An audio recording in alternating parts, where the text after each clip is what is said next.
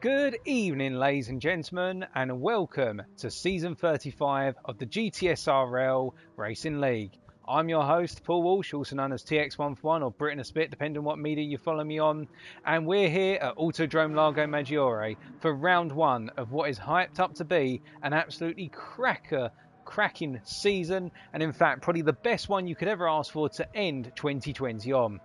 For we're here today looking at the EU Division 1 guys as they're going to be racing around in the Group C machines. That's right, ladies and gentlemen, we're talking about the Le Mans legends of the 1980s and the early 1990s. We're going to have the Porsche 962, the Mazda 787B, the Nissan R92C, you named it, and even the Sauber, the legendary Sauber C9. All cars which were known for their aerodynamics and their absolutely brutal engine power, and what a track to have it at in terms of round one.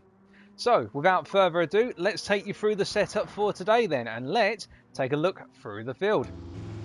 We've got a good 15 minutes before we get underway with the initial start checks, and indeed the stewards' inquiries and things on those lines, to make sure that everybody's cars able to get out on the track fair and square, and if the race engineers need to get cars back onto the circuit if they're having some technical issues. But we should go through our order then, starting off with one Mikan 07 from the Netherlands. Now Mikan in season 34 was your EU Division 1 winner. One overall in what was a fiercely contested season, but Mikan dominated, particularly in the finale at Spa-Francorchamps, and you're going to see that today Mikan is running the Sauber Mercedes C9 1989.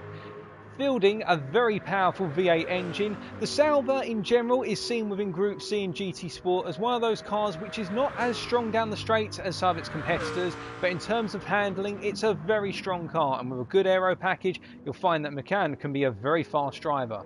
Now of course we will have to keep in mind that our drivers will be tuning their cars. They're allowed to tune them here as well as balance performance speed on, and we'll talk more about the tuning factor a little bit later. So those of you who've just joined in the chat, hello and salutations to you. I hope you're all doing well on what is Monday evening.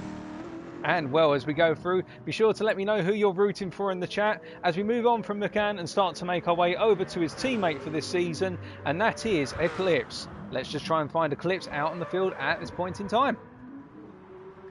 If he's out on field at the moment, of course. Don't think Eclipse is actually out in the field at the moment, so we're going to skip away from Eclipse for the brief time being, and we're going to take a look at a D31, or Patrick D.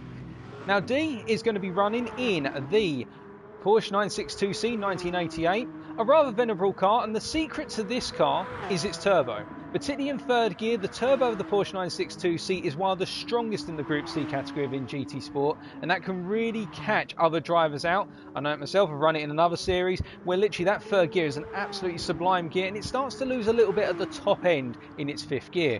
But D, another driver from the Netherlands, a very strong driver overall, hasn't always had luck go his way, but you have to imagine that he's going to be giving it his utmost today to start off with an absolute banger of a season.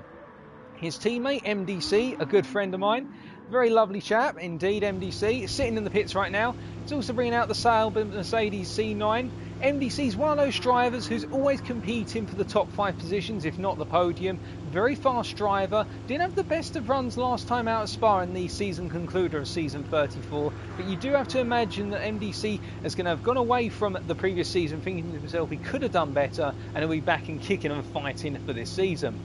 So we now move on to team number 3, and we start off, if we can find him out on circuit at the moment, with one Kranik Opel, who is currently not running out on circuit, but Kranik from Australia, will come back to him a little bit later, and his teammate Spagazan. Well, his teammate Spagazan is running out in the Mazda 787B from 1991, the legendary rotary engine. Let's hear her scream up the hill right now as she's coming charging through. What a phenomenal car, beautiful car. And from the United Kingdom, we've yet to see Spagazan race, or at least on a personal level, but he did very well in the time trials to make his way into Division 1, and you have to imagine in that 787B, he's going to be going for it. It's not the best at anything in particular, the 787B, within the Group C category of GT Sport, but it's one of the best cars for all-round performance, with a very strong top end as well, which will catch some drivers out, albeit it's got to be aware of the fact that if anybody's running the Nissan R92C, that'll slightly beat it on the straights. Now moving away from Spagazin, let's go over to, if he's on track at the moment, it'll be one Valive. No, he's not on track at the moment, but I believe we have, in fact we do have Valive. He's currently sat in the pits, and he's leaving the pits right now from the United Kingdom. He's running also the Porsche 962C. Now Valive is one of those interesting drivers where, depending on the combination, you'll see him up towards the front or towards the rear. He's never been able to find a consistent ground over the last couple of seasons, but that's not to disrespect the driver, it's just been the trend. But you can imagine that Valive is one of those drivers who sometimes just doesn't feel as comfortable with the combination as other drivers, and that normally leads to a bit of a detriment. But when he's in the zone, Valive is a very fast driver, a very aggressive driver in terms of overtaking, and one that everybody's going to have to watch out for. And his teammate. Now, many of you will know this German driver, perhaps one of the unluckiest drivers of the field here. That's right, it's De Great from Germany in the Porsche 962C. Now, Great, you could argue, is a driver to rival the best of the drivers out in the field here, including the Season 34 winner McCann. But the problem with De Great is the fact that he's just had bad luck on his side season after season. Bad luck seems to find him when there's an incident. You've got to look up towards the front, and if it's right at the front, it's normally him involved, and it's not his fault, but hopefully he can finally put some of that bad luck behind him and have a great end to 2020. We'll be rooting for him, and I'm sure many of you in the chat will be as well, as he goes a little bit wide there out of the triple fast chicane, clattering into the wall, something our drivers will have to watch out for. We now come over to team number 5, whereby coming over to one of the other teams, we're just hearing something from race control as well. And can you guys just let me know if the stream's all okay? I've had a couple of people come in to let me know that there's some problems with the stream. Just give me a nudge. But team number 5, meanwhile, we've got Kale Sohn. Now, Kale Sohn is one of those drivers who effectively we've seen here and there in terms of his Division 1 performances. He's not actually around, in fact, he is around, bar my biscuit. From the Netherlands, a very strong driver in his own right, driving in that Porsche 962C.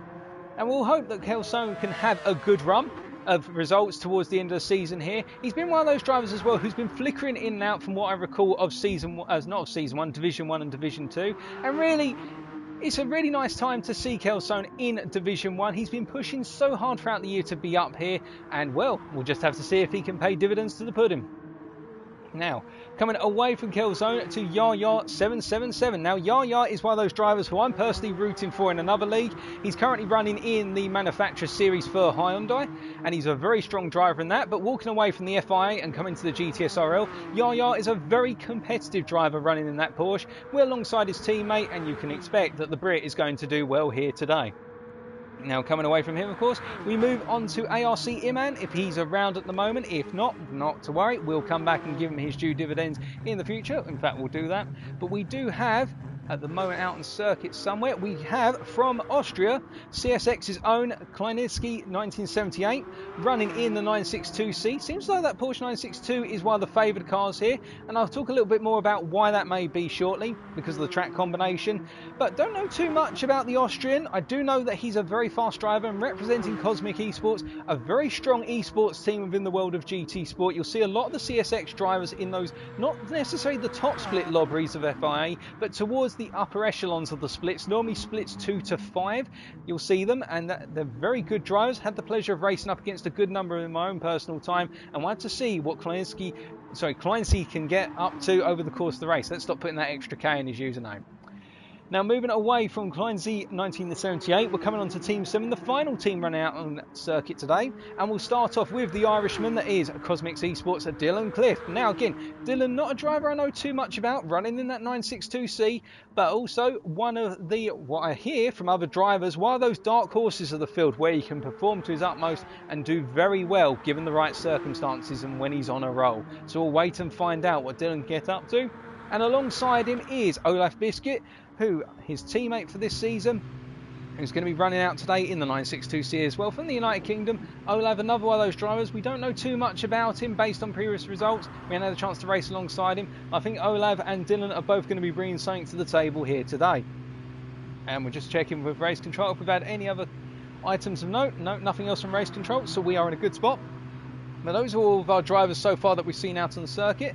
Let's just see if we can go back to some other drivers. Here we go. Here's Eclipse from the Netherlands in the Mazda 787B.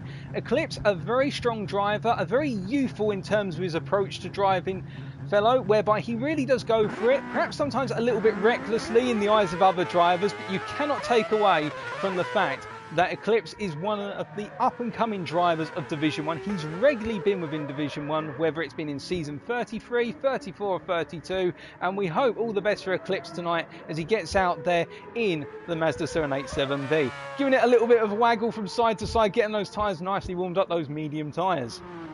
Now we'll wait and see if we can talk about some of the other drivers a bit later on. We didn't get a chance to talk about Inman, alternatively about Chronic Opal. Let's just take one more look to see if they're around at the moment. If not, we'll start talking a little bit about the track combination. In fact, those guys are not around at this point, but you can imagine that when they do arrive, we will get to talk about them. So, the combination.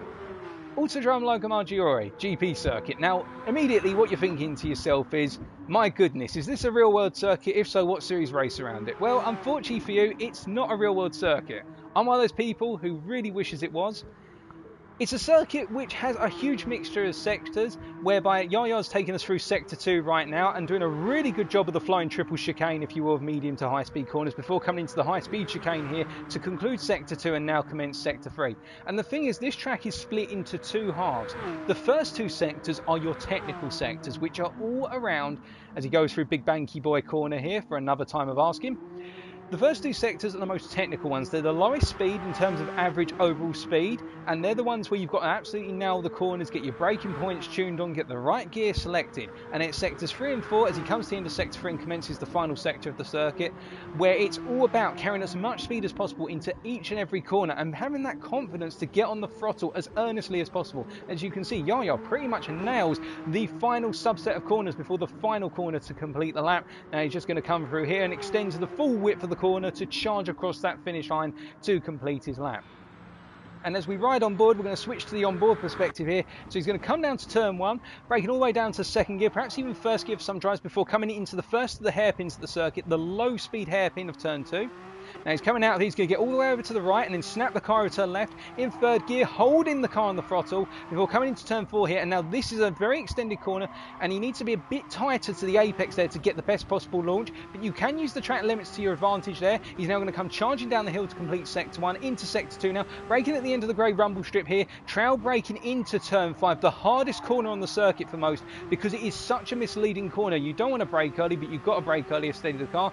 Now through 6, 7 and 8, the triple medium speed chicane, one of the most difficult ones to get right in terms of the chicanes here, coming through here, nailing it, getting as far to the left as possible as Guerrett's going to get out the way for him, coming through 9 now into 10, full throttle through here, not giving up on the throttle at any point, just charging down the hill now, completing sector 2, now coming up into turn 11, the Big Banky Boy corner, Super GT named it and it stuck the name, coming down to third or even second gear here, perhaps could be in third gear a little bit depending on the gearing of the car, and now charging up the hill, coming through 11 and then 12, another pair of corners here where you go flat out and just attack the curbs as aggressively as possible, and now coming up into sector 4, so turn 13, a third gear corner here, stamping down, now coming into second to rotate the car even more, and then coming into 14, doing the same thing again, stamping down that brakes, rotating in and immediately getting on the power, now coming through 14, 15 is coming up and that is going to complete the lap. I think this is actually turn 16, I'm getting my numbers a little bit wrong. And you can see how in 16 you want to get as close as possible to that inside curb and then just hammer with full confidence out of the corner.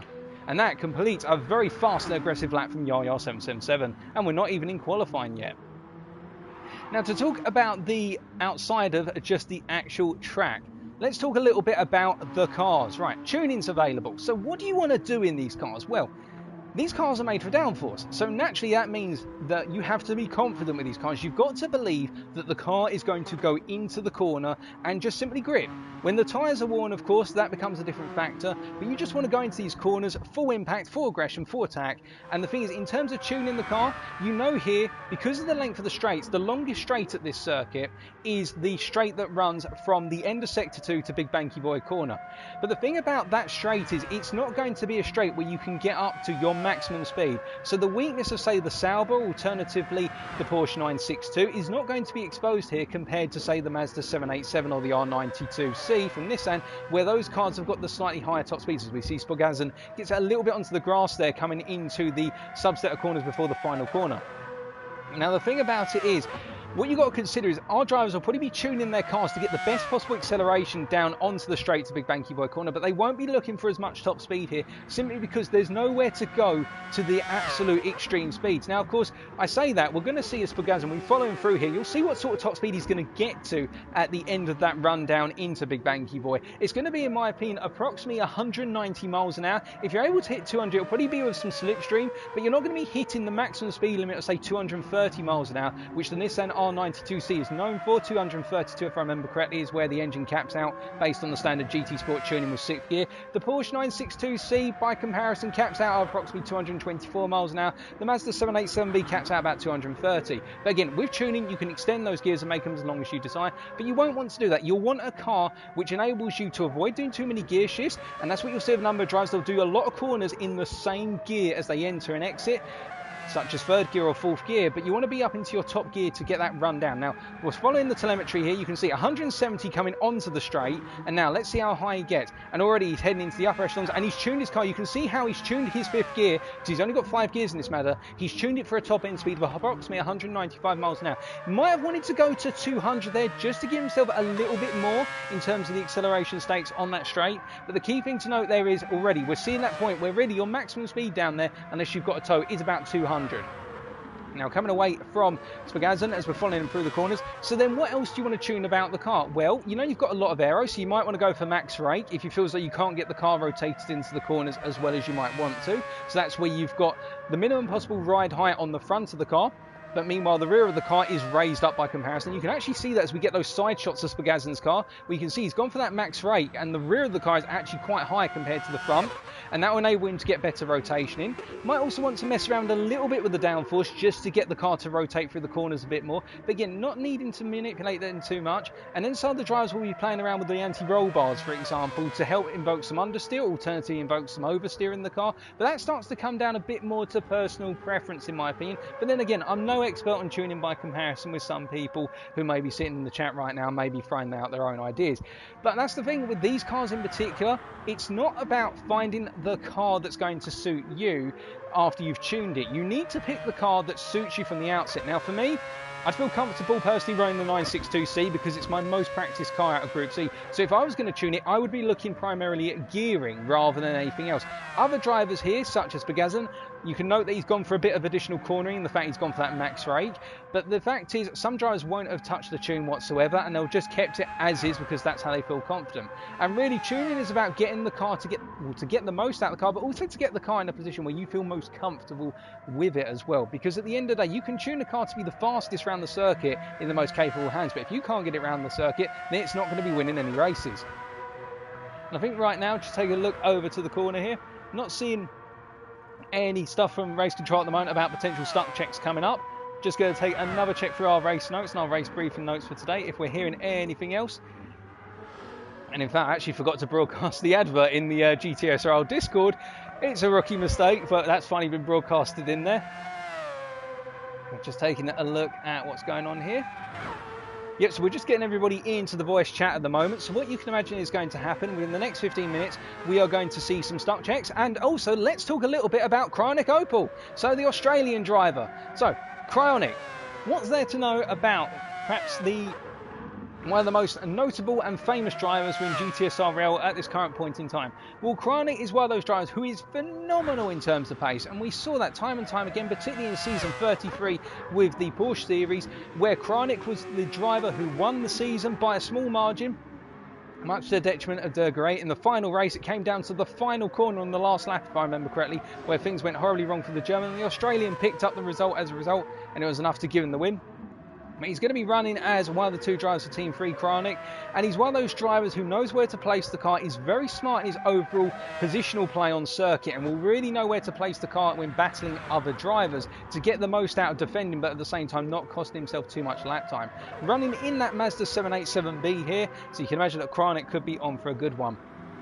And we're just going to take a look through, see if we've got that other driver who we didn't get a chance to talk about earlier, and that was the ARC driver. No, Iman is not in here by looks of things. That is very unfortunate at the moment. We'll wait and see if he does join at any point, but otherwise it sounds as though he is not going to be running today. But we're just going to take a brief sip of water whilst we're waiting for the stuck checks to commence. And that's one thing as well, folks, given we've got about 15 minutes before qualifying gets underway, and make sure to grab yourself plenty of popcorn, grab yourself a drink, feel free to put your feet up and just relax as our drivers are continuing to get some practice in. Okay, so stuck check number 1 is going to be underway very shortly. So what's the purpose of these stuck checks? It's to make sure that everybody can get off the grid, and I as a commentator can actually see everybody. And in fact, I need to let everybody know that well, not everybody, that I can see a total of 13 cars in the lobby. Yeah, so this will give you an idea of what the rundown to turn 1 will be. Now, keep in mind, grid start, very powerful engines. All of our drivers will probably switch on traction control for first gear and potentially the upshift to second. And the idea will be here that you want to be on that right hand side. So where MDC is, he's going to have the inside line into turn 1. It's going to be very difficult for our drivers to cut across him. As we take a step back on the cameras, and you can see Dylan Cliff already getting a very cheeky little start there. Goodness me. And as they're all piling down into turn 1 here, the idea will be that they try and get through as cleanly as possible. And this gives our drivers a little bit of practice just to get themselves warmed up for what turn 1, turn 2 can feel like. And turn 2 in particular is a very difficult one, because what you find is a lot of cars, as we're seeing in the background there, a lot of cars end up going sort of 2, 3 aside into that hairpin.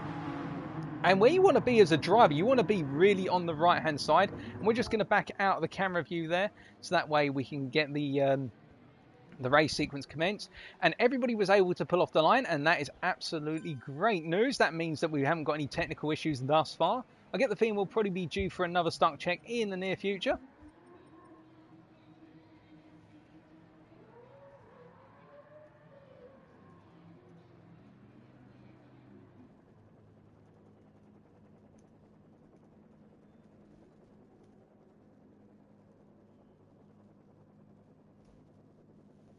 But just confirming to race control that there are 14 of us in the lobby, because what can happen in GT Sport is drivers will actually join the lobby and not be able to see one another. And I've had that before, both as a driver, where a driver has been in the lobby and I haven't actually been able to see that they're in the lobby, and it's led to some rather interesting moments. And I've also had it as a commentator, where I've been commentating a race saying there was 8 drivers on the circuit, and actually there was a 9th driver who triggered a massive accident. I thought that everybody got it horrifically wrong. That's why it's always important to check.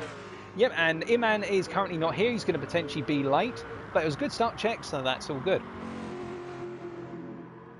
We do have Eclipse running around at the moment with the number 63 car, running with the old livery. I believe that livery is in commemoration of some of the other drivers. He gets it very wrong, very, very wrong, coming out of 9 into 10 there. And in terms of potential attacking positions, or where drivers can go for it, what you can imagine is a very notable corner here is turn 11, Big Banky Boy. Common overtaking position. You can go around the outside here if you feel confident, or you tuck to the inside. The run up through 12 and 13 here to complete sector 3. You can go for a move through 13 in particular, because the track widens a little bit, but you've got to keep in mind there's only really one race in 9, and the driver, you want to go around the outside if you're going to try and do it, because you want to try and get the best possible run into 14. But to go around the outside there, the driver on the inside has to have a lot of respect. We're about to get another stuck check underway. Outside of 13, so you're coming around to 14 and then 15. Those are corners where you can go for a move. 14 more than 15, although 14, just keep in mind, drivers do sometimes go for very late lunges. 15 not so much, because it's quite a quick closing point, particularly in these cars in the Group C's, as we're about to do another stuck check then.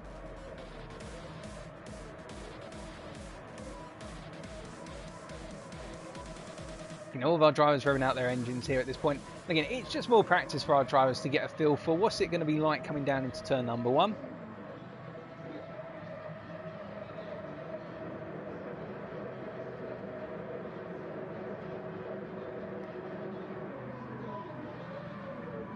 Okay, and they're off straight away once again. You can see that NBC didn't have the best of runs there, and a lot of our drivers are charging up towards turn number 1. Well, it's 3 wide almost, but Eclipse staying to the outside and going a bit too wide there and cutting across everyone. Oh, goodness me, that is a bit of an incident there as they all come into turn 2. D getting a little bit too soon on the power, and then looking a bit further back as we're just going to hop out the lobby so we don't get any potential camera glitches, as can happen when drivers suddenly disappear out the lobby. Yeah, so other overtaking points, so 15 not so much as we say, and then through into 16. 17 is a potential overtaking point. That's the final corner on the circuit. Do have to be careful with 17, however. What can end up happening if you make a late lunge into 17, the driver ahead of you can turn in on you and it can cause an incident. Turn 1 is obviously a known attacking point, or if you don't get the best of runs into an attacking position for turn 1, if you're right behind a driver coming out of turn 1 and into 2, you can go for a very cheeky late braking manoeuvre into 2 if you nail it. But you've got to believe in the driver that you're racing with, that they know you're there. And that's one of the things about attacking into the tightest of the hairpins and the slightest of the hairpins on the circuit. There's 2 hairpins here, of course, there's that one, and then there's the medium speed hairpin, which Olaf Biscuit is going to run us down to very shortly, known as turn 5, the extended braking zone, which is probably one of the weirdest corners that you ever encounter in GT Sport, just because of how long the braking zone is and the fact you want to trail brake as hard as possible. And I think actually we are going to be getting qualifying underway any second now, because of the fact we've just had a time of day change, which would normally indicate that. So we are getting qualifying underway 5 minutes earlier than expected, perhaps.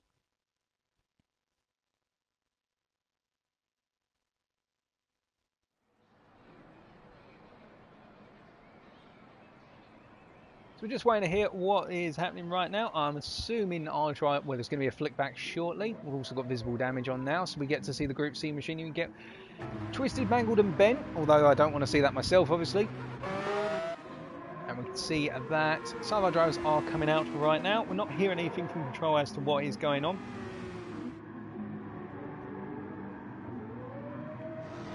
All of our drivers running out onto the circuit right now, trying to get as much practice time in as possible. And in the first race of the season in particular, now keep in mind, the fact that our drivers have picked their cars today does not mean they are locked into these cars for the rest of the season. Some drivers will lock themselves in. Other drivers will think, yeah, you know what, the car didn't work out for me today. I'm going to mix things up next week. Who knows, but of course, with this being tuning, it means that drivers who feel very comfortable with their car will normally start to practice more and more with tuning the car for specific scenarios. As you can see, Dylan Cliff there going very sideways out of turn number 5 in his chase after De Gret, and now battling with Yaya. A good battle in place through 6, 7 and 8, albeit you don't really want to go too wide through there, but if you both give one another respect, as Dylan and Yaya did there, you can have side-by-side moments, and then it leads to some absolutely cataclysmic runs down in towards turn number 11. As he's coming down here now, let's take a look at the speed. Let's see if he's going to hit the excessive 200. And braking at 206 miles an hour. Oh, and very heavy on the brakes, heavy on the anchors there. Just about missing the rear of Yaya as Gret goes wide out the corner.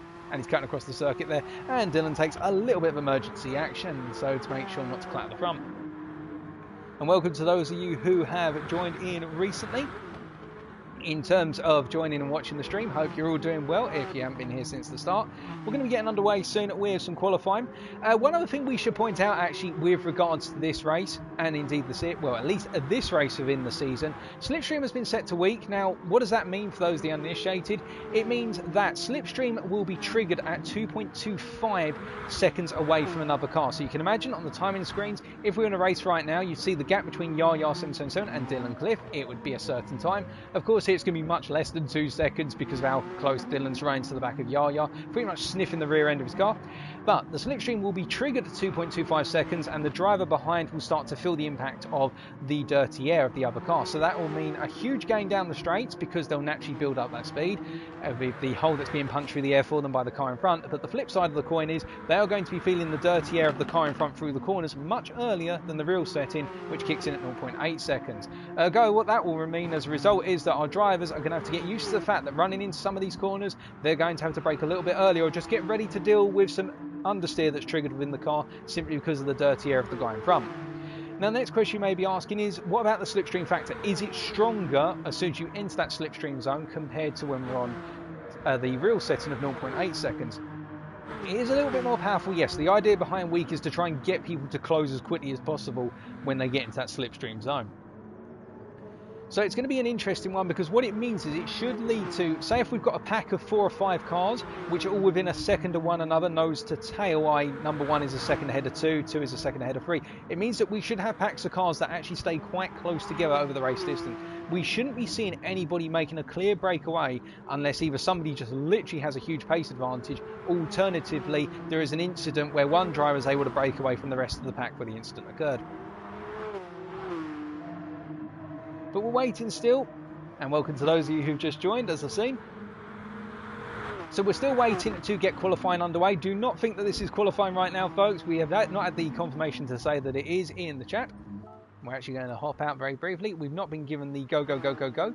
And we're actually 1 minute away from qualifying. Well, less than 1 minute away, I should say.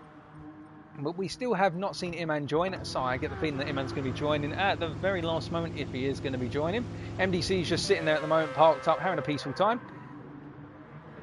And let's head over to Kleinsee, finally getting his name right. The Austrian here, running around in the second of the Cosmic Esports cars. Obviously, both drivers are not running for the same team here, so it's going to be a little bit confusing because you're going to see two CSX cars running around on the circuit, but they're not working together. Well, they're not meant to be working together. But you never know, not accusing anyone of anything there. But we'll wait and find out, as they're going to be getting on the way of qualifying any second now, to be honest with you. And it's a good time for those of you who are starting to think about who's going to potentially be on pole here. Start putting your thoughts in the stream chat, of course. Have a good think about it. For me, I'm expecting it, to be honest, based on what we've seen so far in terms of the practice times and whatnot, I'm expecting it could be a Mirkan 07 or Olaf Biscuit on pole. Both drivers have shown a huge amount of pace, albeit I think there's a lot of untapped pace in a lot of the drivers here.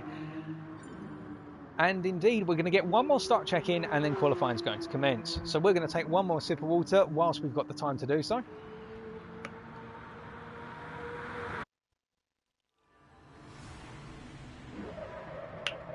You can already hear the engines being revved before we even get to looking at the grid.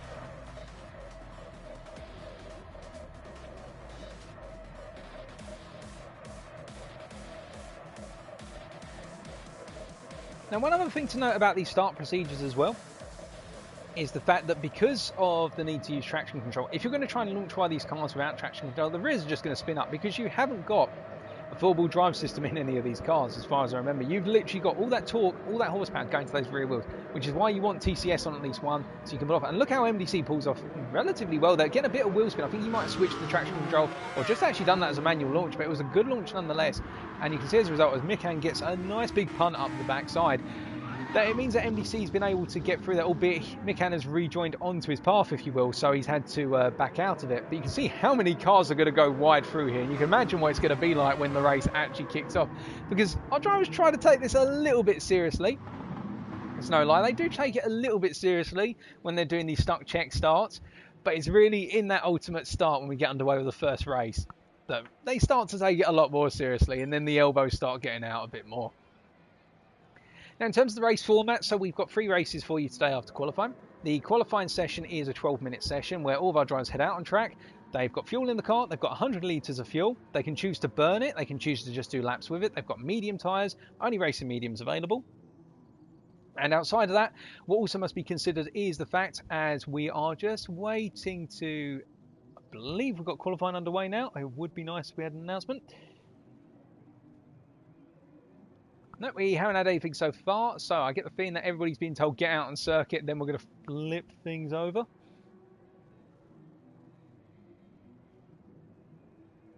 But we're just going to double check with race control.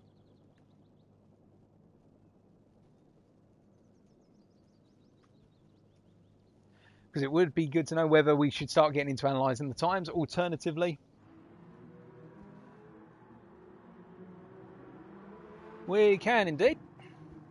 There you go. For those in chat who want to see the makes whilst we're looking at the screen there.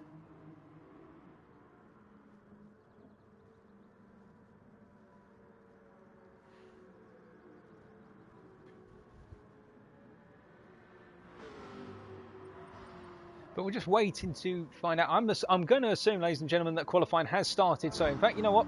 We're going to get out there on circuit and take a look at the cars because I do not want to cause... Yep, quali has started and Iman has just joined. So we are going to have all 14 of our drivers running around the circuit. That's absolutely brilliant. So, here we go then. So, what do you need to know about qualifying? It's 12 minutes. It's 12 minutes in length, and we are going to get all of the data up on screen right now. And the whole point behind it is, effectively, in 12 minutes, you've got to set the fastest possible lap. 12 minutes is judged by that counter in the bottom left-hand corner of your screen. So once that 12 minutes is up, you need to finish your current lap, and that is the end of your qualifying session. And we're going to start off by riding on board with the Netherlands driver of Mirkan, who's running in the rather anime liveried Sauber. And as you can see here, coming through turn number 3 and into 4, he's going to get quite light on the brakes coming out the corner, and he's charging out. A little bit unsteady on the power there. You notice he hesitated a little bit on getting on the throttle compared to some other drivers who will want to absolutely plant it. Now coming into 5, is he going to go all the way into the corner? He is indeed. Going for a later apex than some. Some people like to take turn 5 symmetrically. Mirkan's taking it a bit asymmetrically, taking a later apex. Now through 6, 7 and 8, he's going to brake initially down to 3rd gear. Now he's going to charge through here and then come over to the left hand side as soon as possible to go through 8. Got to be careful of touching the grass, just about misses it. That's well collected by the Dutchman. And now coming through 9 into 10 and just charging now towards Big Banky Boy. And really here, it is all about how much confidence you can have in terms of the momentum you carry. Braking just at the 50 board there, coming down to 2nd gear. You're going to plant the car now, just attack it on the throttle. And, oh, goodness me, getting it a bit wrong there. The rear just lighting up very suddenly on him. But you can see you've got to let the car steady out before you get on that power, or you just got to absolutely pray and plant it. And now coming up into the final sector then. So he's come for 11, 12, 13, now 14, now 15 coming up. Very quick braking zone here. You don't need to go too heavy on the anchors. You can in some cars actually just use a downshift if the gearing works out to trigger your braking into that corner. Now coming into the final corner of the circuit, turn number 17, Chronic Opel staying well out the way. And we're going to see it. Mekan come across the line to be the first of our laps coming in. Get the feeling this is going to be in the low 140s. In fact, a 140.5, a good lap by Mekan. And we've got Garrett coming across now. Will he be faster? No, it doesn't look as they will be. That is a 142. Then coming with Eclipse at the moment, who sets a 141.6. And Garrett's really not had the best of times. And Yaya now setting the pace with what is a 139.9. The first of our drivers into the 139s. And really the target pole time here with a bit of fuel burnt out the car is going to be something in the region of what is a 139.5, we're reckoning. And we could even potentially see some 138.9s if drivers absolutely nail it, get a bit of slipstream and have all the stars aligned as well.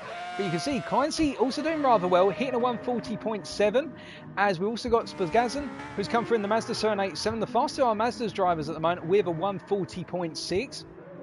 And then looking further around the field, we've got D. Now remember, I did say that D was going to be one of those drivers to watch out for. He's 140.8. And we've got Olaf Biscuit now setting the pole time with the best, a 139.2.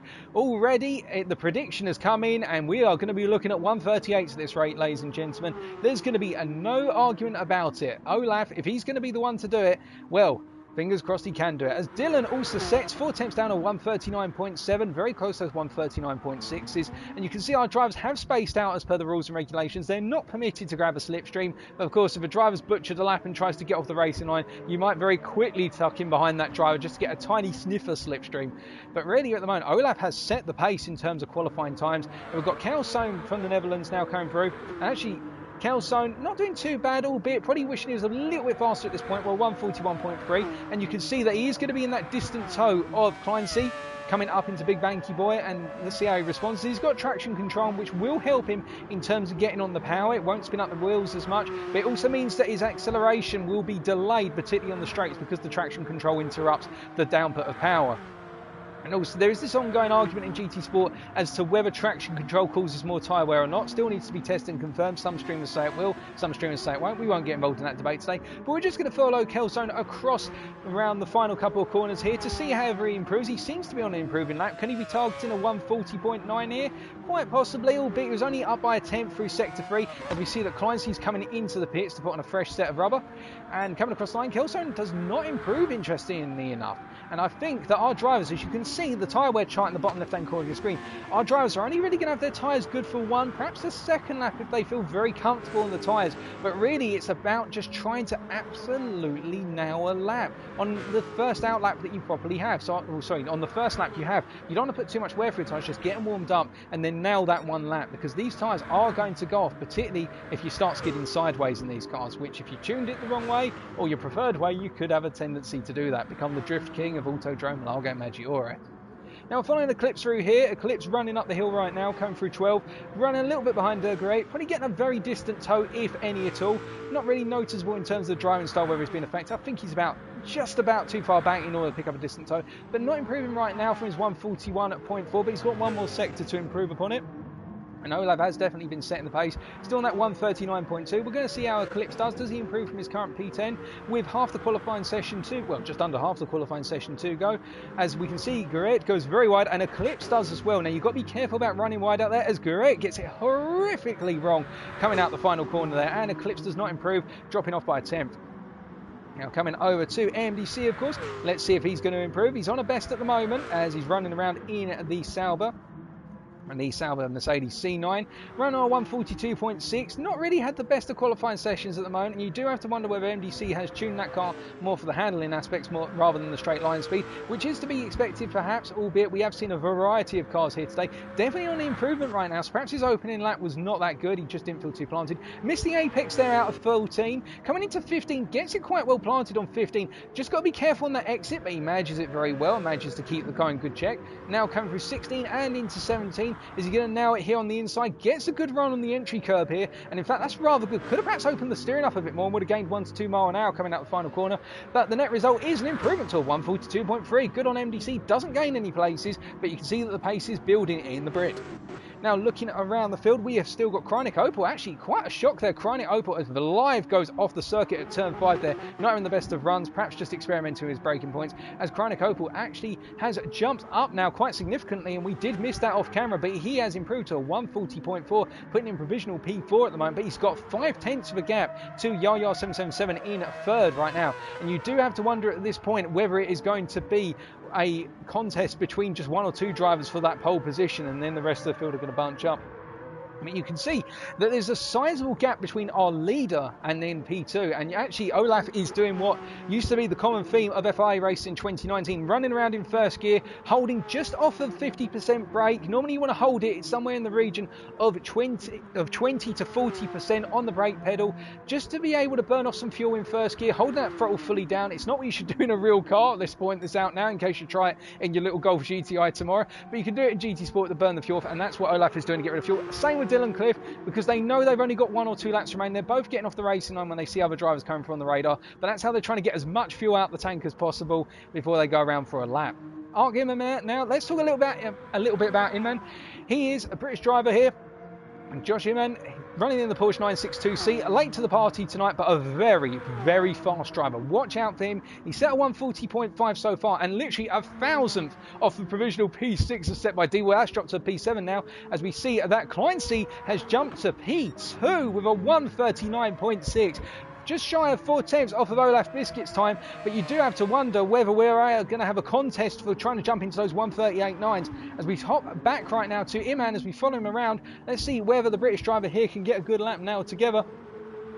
And coming charging through the final corners, then final 2 yellow flags up ahead. Now there has been an incident coming out the final corner, but the driver has parked it off the track, and you can see that Imman coming through with full welly there, just keeping one wheel on the inside of the white lines, and he is completing his lap, and it was a 140.5, not improving in the final seconds there. As we can see, we've got under 2 minutes to go of this qualifying session, and Olaf now on his, what I would suspect is going to be his final lap, as he gets all sorts out of contention. They're coming out of 4, running it as wide as possible, and you are legally allowed to do that. The track limits on turn 4 are hilarious, as we can see that Biscuit is up by 2.5 tenths after 1 sector. Now you have to wonder, are we going to be seeing, ladies and gentlemen, a 138.9 or even lower than that as he goes through into sector 2, then gets 6 now, 7 now coming through 8. Will he get rotated? Very nicely rotated as he uses the upshifter full to rotate the car into 9.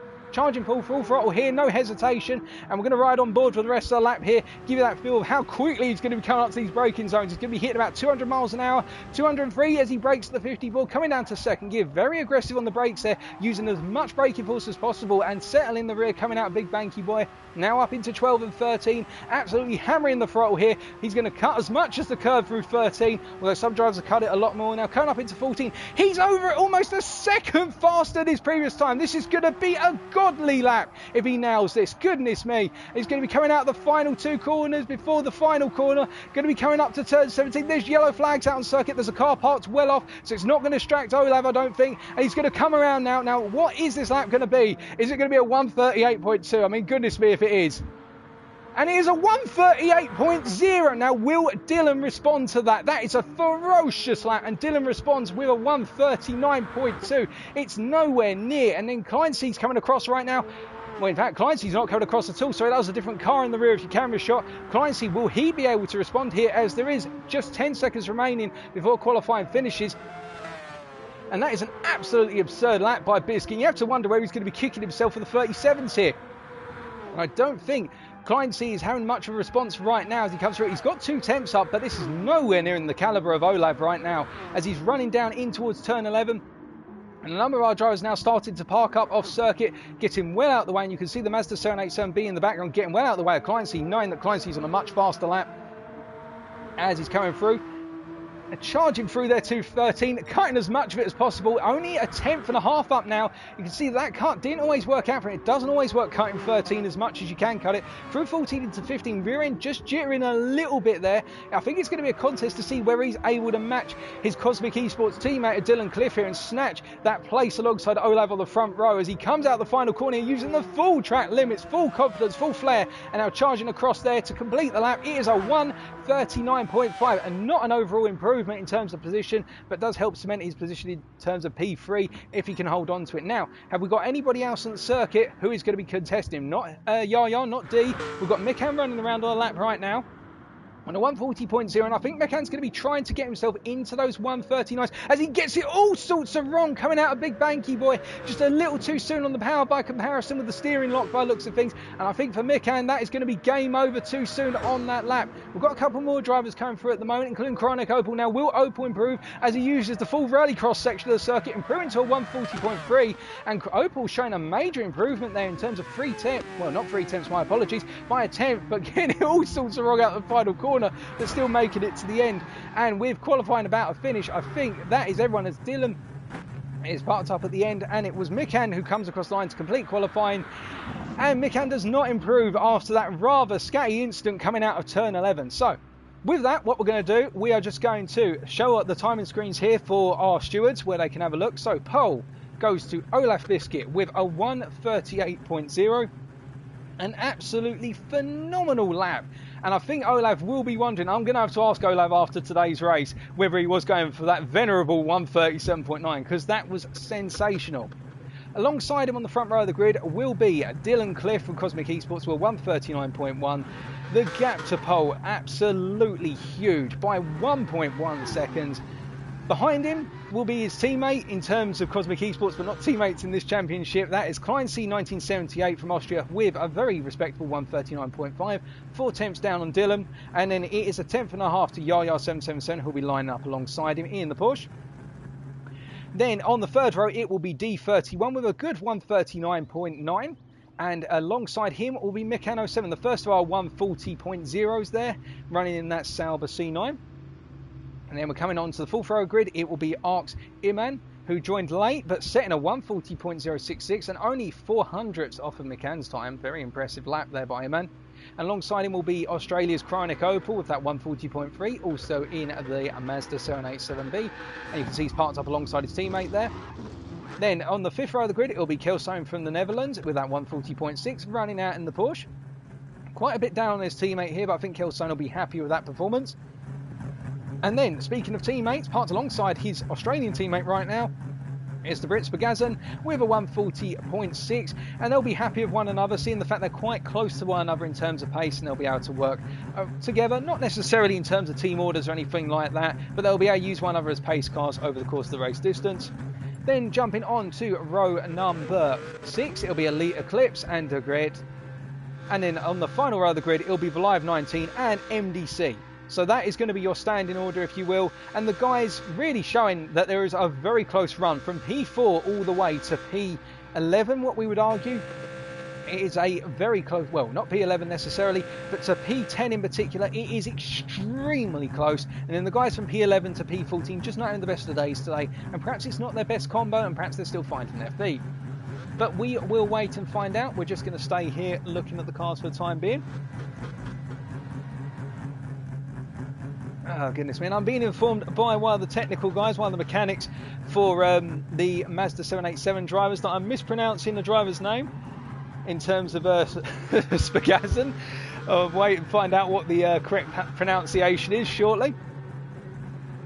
Well, hopefully that their mechanics can tell me how to say it properly so I don't butcher the name over the course of multiple more races, as everybody is told to leave the track. It won't be as bad as some other drivers' names I've butchered in the past, but we'll call that a Murray Walker moment. And we will leave a look at the track for the time being, because we may get a time reset very shortly in terms of time of day. Spow gas on, okay.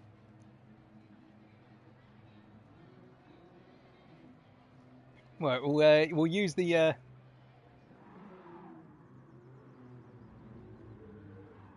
And it's Vila Eve, okay? And we've got Vila Eve as well, rather than Vila Eve. Alrighty, we've got a lot of the mechanics down there in the pit garages, throwing a few swear words up towards our commentary box. We make no apologies for that, or do we? But still, it was a good run, Vila Eve. It was a good run by all of our drivers there, and really now it's a case of waiting to get underway with race number 1. And we're just going to keep our camera out on circuit here to avoid any potential glitches, as can happen. But thank you to those who have pointed out how to pronounce certain usernames. That's very helpful. And we're just waiting for race control to confirm when race 1's going to get underway now.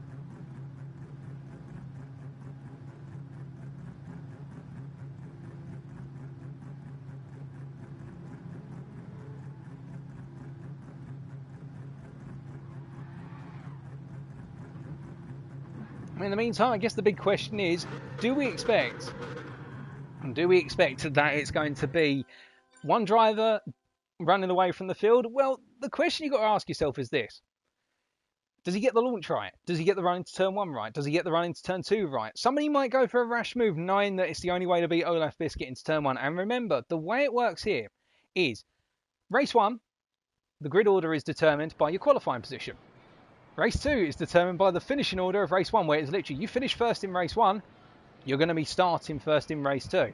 And in race 3, it's the same pattern. If you finish first in race 2, you start first in race 3. So all of our drivers will want to gain as many positions as possible. And this first race is going to be a 6-lapper where, simply put, it's all about a sprint to the finish. So 6 laps, we've got a lap time of approximately 1 minute 40. So we're going to be looking, that's 1 2/3 of a minute. So you times that by 6, you end up with 6 plus a further 2. You're looking at about 8 to 9 minutes in terms of overall race time here. Well, actually, my apologies, that's not accurate math. Do not quote me on that. Do not tell your kids that is accurate math. You're looking at a race time of approximately 10 to 12 minutes for race 1, and it'll be the same for race 2. And then it is race 3, where you're going to be looking at that longer race distance effectively, where the longer race distance will consist of 12 laps, so it's double the distance, and you're going to a region of about, say, 22 to 25 minute races.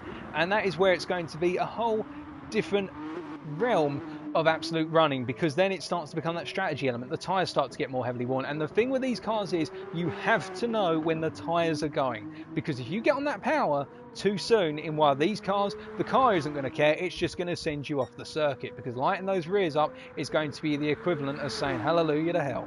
But as they're coming down now really and getting underway, we're just going to follow Iman around and follow some of his laps, really showing that lovely Rotherham's Porsche. Rothmans Porsche, not Rotherham. Rothmans Porsche livery. Really nice base livery for the car. I'm charging through. And that's the wonderful thing about Group C. It's one of those nostalgic ones where I was unfortunately too young to be around at the time of Group C. Literally being born right at the end of Group C, if you will. Only 2 years after the legendary moment of the Mazda 787B when it brought home the 24 Hour of Le Mans. But it's all to play for here, and even then, it's a spectacle to look at these cars. It really is just beautiful to hear them running around. And the sad thing is, I've got to commentate over them. I'd rather just let them scream. So, you know, I'm going to go quiet for a little bit just so you can hear those engines.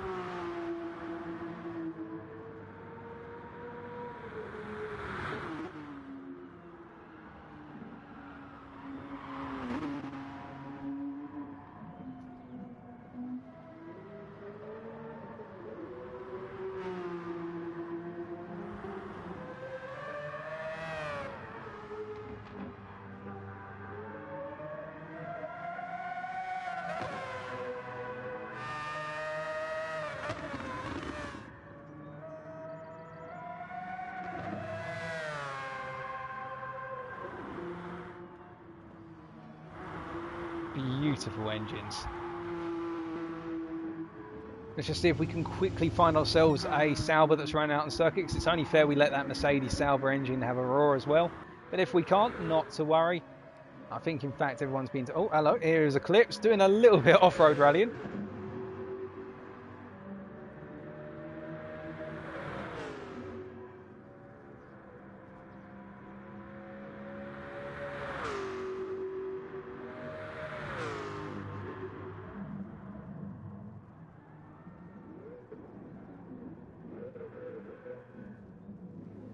Oh, lovely sounding engines, but really now it's just time. We're just waiting as Eclipse is reversing uphill a little bit initially and then doing a 180 there. I'll tell you one thing, 10 out of 10 for style points here, but will he be able to pull off a surprise result in the race? We'll have to wait and find out. MDC is just wrapping up a couple of little things. So MDC is not only racing tonight, but he's also our main race steward in terms of organising this race and making sure that everything proceeds as planned. So what you can imagine is we proceed at MDC's pace.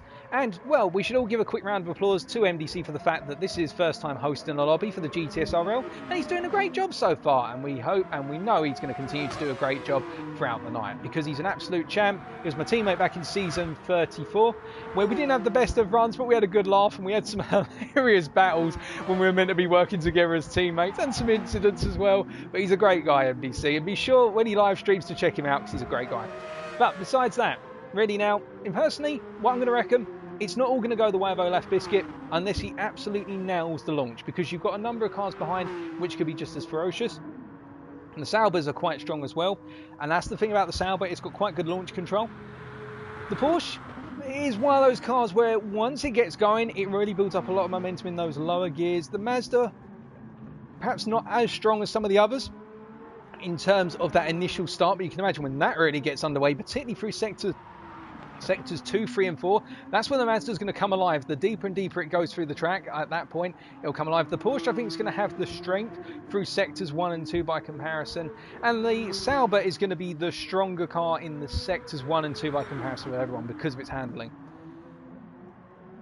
But again, it's all about how the drivers have tuned the car as well. It's not going to be a case of that one car is going to dominate here and you're going to see everybody do a paradigm shift come next week. Alternatively, you're not going to see Division 2 tomorrow or Division 3. Oh, wait a minute, I need to save my voice for those divisions. Sod it, let's go for it. You're not going to see those divisions. Well, we hope we're not going to see all those divisions charge over. But we're about to get underway, ladies and gentlemen, with race number 1, the 6-lapper sprint.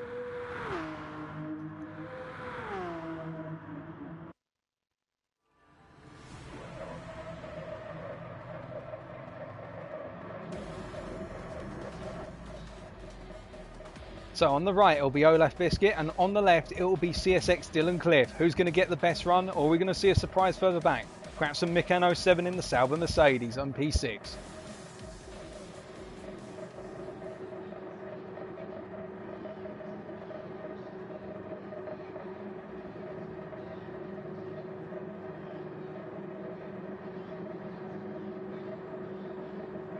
And it's lights out and away they go, and Olaf looks to have got a decent start by comparison with his opponent CSX's Dylan Cliff. As we can see, Gret is taking a run to the outside into turn 1. All of our drivers concertinaing into turn 1 at this point, and it looks as though somebody has gone horrifically wide out the opening corner. It is Gret, but I think he's got it back under control and just used that as a safety measure rather than bumping into anyone. But we can see a lot of moves being attempted, but not necessarily any major gains so far, as it looks like ARC's Iman has got past Mikan coming into turn 4 here. But as they come out the corner, you can see that everybody on cold tires, oh goodness me, and Kelsohn has been given a bit of a fender bender there. Now I have to check what happened there a little bit later on, but let's just stay with the action for the time being, because our drivers are all charging around on lap number 1, and you can see Clancy is just getting it a bit wrong coming out of 5 there, and now coming up the hill he's lost a bit of momentum, and in fact D has made some gains and Iman has gained as well, as those two drivers have really lurched past. And in the further rear of your picture you can see Krynik Opel latching onto the back of this group very gradually, as some of our drivers even potentially being caught out by the dirty air, if you will, of that weak slipstream, as we can see that Valive is really on the attack. Valive is being really attacked right now by Gret, and behind him is Spagazan, who's charging after him as well. Now, will there be a move between either of these guys? No, Gret goes for a little bit of a peak, but it doesn't pay off. But Olaf, meanwhile, up the front, is being hounded by Dylan Cliff here. And remember what we said at the start, it's not going to be smooth sailing. Well, it definitely isn't going to be for the Brit. As you can see, the Irishman is trying to go around the outside into 14. He's not going to be able to do it, and coming into 15, 15. They're going to settle back in as they come through 16 now and calm it down a little bit. And Yaya is up into P3 and Iman into P4. So as they come out the final corner then to complete lap number 1, your field is going to be led away by Olaf Biscuit, followed by Dylan Cliff. Then it's going to be Yaya 777, followed by Iman, who's going for so it's got it horrifically wrong. And that is Mikan into the wall, coming off the grass there out the final corner. Goodness me. And Iman right now feeling a bit of pressure from D behind, and then it's Kleinsee, and then Crying Opal, and then we've got Eclipse behind him. And then following them, we've got De Gret, followed by Spalgazan, and then we've got Valev, and then we've got Kelzone, and then we've got MDC, and then last but not least, after an absolute horrific incident, is McCann in P14. Now we're going to switch back to the front as there's been no change up front right now, and looking at our track radar, we can see that really the closest little batch at the moment fighting for the upward positions is Aman, leading a little train of cars in the form of D, chasing after him by Kleinsee 1978, and these three are all keeping relative momentum to one another right now. But that was an absolutely crazy incident, and we're just going to take a quick look back through what happened on the opening lap from Kelzone's point of view, because it was a disaster for Kelzone. So you could see that coming through turn number 3 is doing all right, but then you could see him coming out the corner here. Now what happened effectively was he got a little bit... No, he didn't get it wrong. It looks as though Spagazin just simply got down the inside and there was a bit of contact on the rear side panel of Kelzone. But let's look back towards the front right now, jumping away from that. No change up front right now. Looking further back, Yaya chasing after this group, albeit a little bit down. Iman really feeling some pressure right now, and there has actually been a move. D has lost the place whilst we're looking at what happened to Kelzone on the opening lap. And D has dropped down to P6 right now. And we're just going to ride on board with Dean a little bit here. You can see that he's trying to get as close as possible right now to the rear of the Austrian driver here. Probably thinking that the Austrian driver hasn't got the pace to chase after him, and he'll want the place back. Going for a little bit of peak initially into the final corner, but you have to go for a lunge there if you're going to go for the move. And as a result, he has fallen back as he's charging down towards complete lap number 2 and on to number 3. Now looking as they come into turn 1 here, I don't think you're going to see anything for the time being, but the driver who is on a mission right now is Kleinsee, who's trying to get past Iman, so we'll keep our eyes on that, as we can see that Dylan Cliff has still not managed to get past Olaf, but he is piling the pressure on up front. Now looking further down the field here, Crying Opal in a little bit of a quiet place of his own, Eclipse the same, and then Spalgazan in a quiet place as well, and we've got Valive here creating a little bit of a traffic jam to Kelzone, McCann and MDC, so we will keep our eyes on that one as Olaf is defending from Dylan Cliff. Dylan getting closer and closer with each and every lap, and Yaya just simply holding position in P3 right now. Iman meanwhile not able to get away from Kleinsee, albeit he has got a little bit of space actually, we should point that out by comparison with only a minute ago. But let's take a look back at what happened to D and see whether we can find out what happened to him in terms of that battle. So he was in P5, and then Kleinsee just got a really good run out of turn 11 here, and they went side by side into 12, and yep, Kleinsee simply got the move done going into 13. I think D tried to go for the comeback there, but just did not have the momentum to swing it in. And Kelzone here is really being pressured by McCann. They're both chasing after Valev 19 here, and MDC right at the back of this little pack, and there's nothing happening right now in terms of attack. Oh, actually, I say that Kelzone goes for a move to the inside, but he's not close enough, and that will cost him all the momentum he needs to make the move. And you can see that McCann's immediately said, right, thanks that Kelzone, I'm just going to simply take that place off of you. And in fact, he's got the run, so much of a run. In fact, McCann's done 2 for 1. It's a shopping market special there. But looking up front, meanwhile, Olav is still being pressured by Dylan. And then behind them, you've got Yaya, who's falling off a bit further here. And I think Yaya's just settling for that third at the moment and hoping that something will happen as Krynik gets it very wide out the final corner. And I think there might be a couple of half-second penalty there if he's not careful. Our stewards might wave the finger at him and say, that's bad, you get a penalty in there instead. But you can see behind them, Spalgazan is being chased by De Gret, and Gret is catching at a rate of knots. Now further up the field again, we'll just see that Olav is still holding on here, and as we ride on board with Dylan Cliff, you can see that he's not able to get close enough right now as we switch to his telemetry here. And let's just see how heavily affected he is under the braking into this corner, and you can see just how much he's closed up initially, but he's got to settle the car under braking through 5 because he's simply got so much momentum in the dirty air of Olav's car, and it's affecting him, and it will affect him here under braking into 6. You can see he's going wide of apex, and Olav is making mistakes as well, but it looks as though Dylan's just not able to capitalise on those mistakes right now as they're coming to the end of sector 2 and beginning sector 3. Now further back, of course, we can see a half-second penalty for Kleinsee 1978. Now I think that will be for cutting one of the corners through the triple chicane, and he's taking that penalty immediately. He's backing it off. Now will this be an opportunity for D to go for a move? I think D's got the place, and that means Kleinsee's got the work to do again to get back past the Dutchman here, and we'll wait to find out, see how close he can get. Now, further down the field, we see Chronic is just living in a world of his own here, although he's run wide out of turn 11, and we can see that one driver has retired. Valave has retired the car. That's unfortunate to hear. The mechanics have just reported that. But looking further back, we can see that Spalgazan is being attacked right now by De Grey. I don't think a move's going to be on in the imminent future unless Great goes for a mother of all lunges into turn number 14. He's going to do it late on the brakes if he's going to go for it, and Spalgazan covers to the inside as would be expected. Further back, McCann is not really seeing any action right now, breaking away from Kelsohn, who's being attacked. Will not be attacked by it. Hold on a second, and looking up towards the front right now as they come onto lap number 5, you can see that Dylan is trying to attack, and he's trying to go to the inside into turn 2, but he can't quite get the run there. Biscuit just closing the door in ample time so as not to cause an incident as they come into 3 here. You do have to ask yourself the big question. We can see that Kleinsee, by the way, has got back past D for that P5, and I think that was the natural order of events, to be honest, given the fact that D did not seem to have the pace by comparison with Kleinsee. But really now, it's going to be between these two drivers. Can we expect a move from Dylan here into turn 5? I don't think so. Or if it is, it's going to be one move that he's going to have to plant very well and from a long way back. But he's charging like mad after Biscuit, and he's fallen back a little bit now. Probably just simply trying to put some mental pressure on the British driver and see whether he can force him into a mistake. And it looks as though the attack on D got done a bit earlier in the lap on lap number 4, so we've missed that off camera. But what we can see is that Chronic Opel here is chasing after D. He's a second down right now. Not able to go for a move at the moment, but he is charging as high as possible. In fact, going as wide as possible, as coming down into turn number 11 again. No move from Dylan at this point, but you can see what Dylan is trying to do. He's trying to size up his opponent as much as possible. Now, talking about opponents here, I don't want to type anything in the chat. Goodness me, go away, chat box. We can see that McCann is not really engaging anyone, but Guerrero is still attacking Spalgazan as much as possible there, and he's just not able to get the move down to 11, but he's right up the backside of the British driver here. The 787 just hasn't got the legs versus that 962 in terms of the turbo dumping out of turn 11 by the looks of things, and I think that Guerrero is going to go for a move on the final lap. He's got to go for a move on the final lap at some point.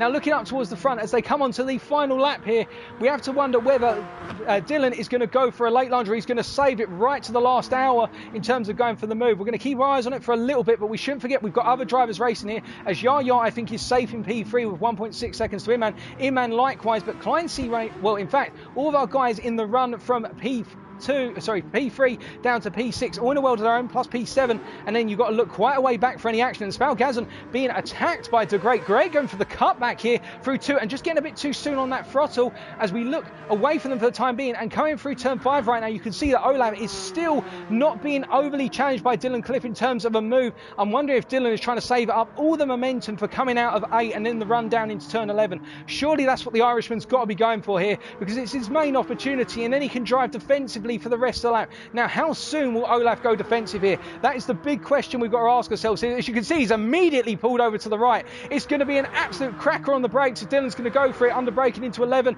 but it looks as though he opts for a cutback out of turn 11 as Olaf goes quite deep initially. Now, does Olaf get planted? He does indeed. He actually covers it off really well here, and I think that unless Dylan can go for the move into 14, Olaf is going to have this one covered. We'll wait and see as the camera switches over. They're coming into 14, and Dylan immediately going to that left-hand outside line, and you can see that Biscuit is defending with his life and just planting it right in the middle of the road and saying, no thanks, you shall not pass. And as they're coming into the final couple of corners here, you can see that Dylan is all over the back of Olaf. He's going to go for lunge into the final corner. No, not quite the case. And Olaf's just got now, it's one more corner. Coming out the corner then, your race winner after race number 1 is going to be Olaf Basket, but hair's wigged on Dylan Cliff. Then P3, it's going to be Yaya 777. Then P4, it's going to be Iman, followed by Kleinsee, followed by D31.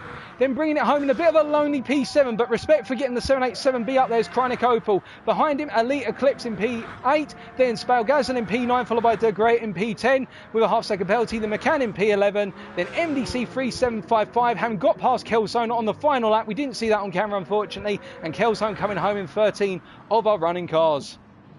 What a cracking opener of a race, and we've got plenty more racing action to come. The victory then to Olaf.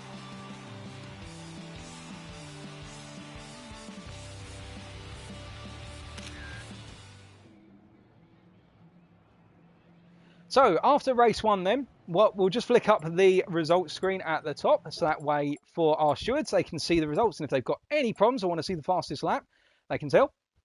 But what is worth noting there is that when the cars have got similar amounts of fuel and there's a little bit of race pace pressure on, it definitely looks as though Dylan and Biscuit are very, very closely rivaled. But at the same time, Biscuit is positioning the car very well, so it's going to be interesting to see what happens in race 2. You think they've both had one race now where they pretty much spent the whole race sizing one another up. They'll know what they're going to try and do based on race 1. So Dylan's going to have to think outside the box now in terms of, okay, I came second in race number 1. Now in race 2, can I go for that P1 or do I just come P2 again and make sure we save it for the grand finale that is race 3 where 1.5 points are available? Now it's worth noting as well in terms of, in fact, we need to save the race replay just in case anything goes horribly wrong and our stewards need to take a look at it. It's worth noting here that in terms of points, the race winner gets 14 points, if I remember correctly, and it's literally 14 for the winner, 13 for second, 12 for third, etc., all the way down to last place, which is P14, where you get a point. That applies for races 1 and 2. Race 3, on the other hand, it's 1.5 points up for grabs. So if you come first, that's 21 points in the bag. So it's not necessarily about winning races 1 and 2. Perhaps just place yourself well. And then in race 3, having saved your legs in races 1 and 2, then you can go for something and go for that win in race 1. So don't count Yaya777 out yet, because you could see there, Yaya was quite smart in the way he positioned the car. He was pretty pushing himself, but at the same time, he was in P3. He seemed happy in P3, didn't overdo it, didn't underdrive the car either, just gave himself breathing room. And it's meant he picked up the bottom step of the podium.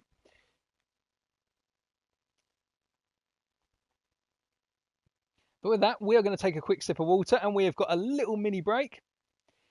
And, well, we'll wait and find out what happens in race 2 when we get underway. But that fastest lapper, 139.1 by Dylan Cliff. I think we've got some 138s coming later on in this evening.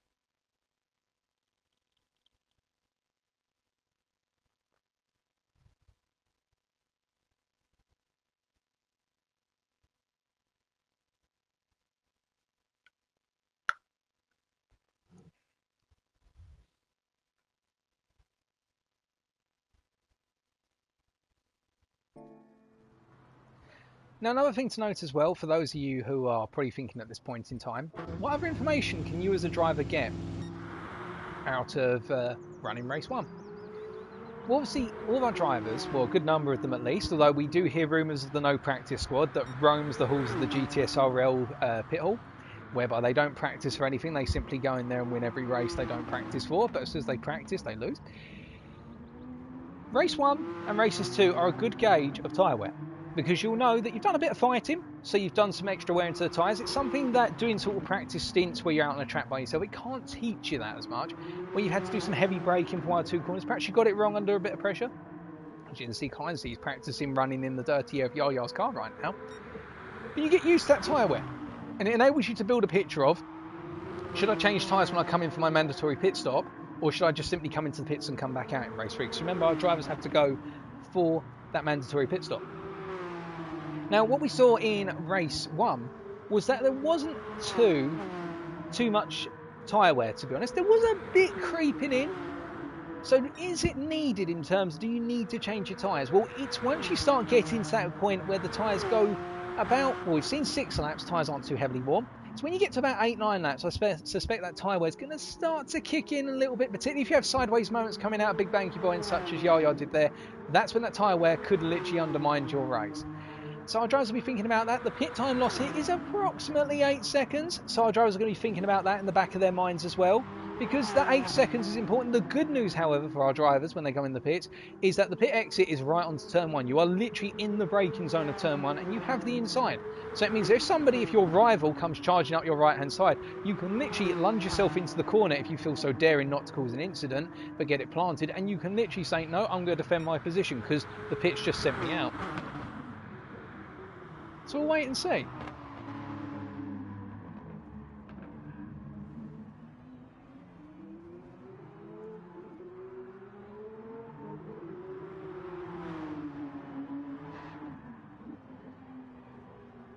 There's been a cracker so far, and that's the key thing as well, is that it just takes one mistake for a driver who is right at the front right now to drop all the way down the order. Or it just takes one bad start. That's all it could be. So don't count it out yet. Don't consider this is going to be a battle purely between Cliff and Olaf. It could be between a lot more drivers yet.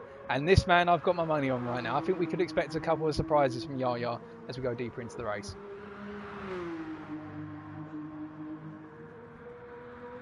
And for those wondering, why am I looking at drivers, just to reiterate, I found that if I'm watching drivers when we're waiting to get underway, what will normally happen is the camera will set properly for the race. Whereas if I'm in the pits looking at a driver, I've had some very interesting moments where where GT Sports decided to show me more of the scenery than I'd like to. Where I've looked at more trees than I have cars for an entire race. And I don't want to put the drivers off by simply leaving the lobby and then rejoining it midway through, or ruin your experience, ladies and gentlemen, of seeing the race start.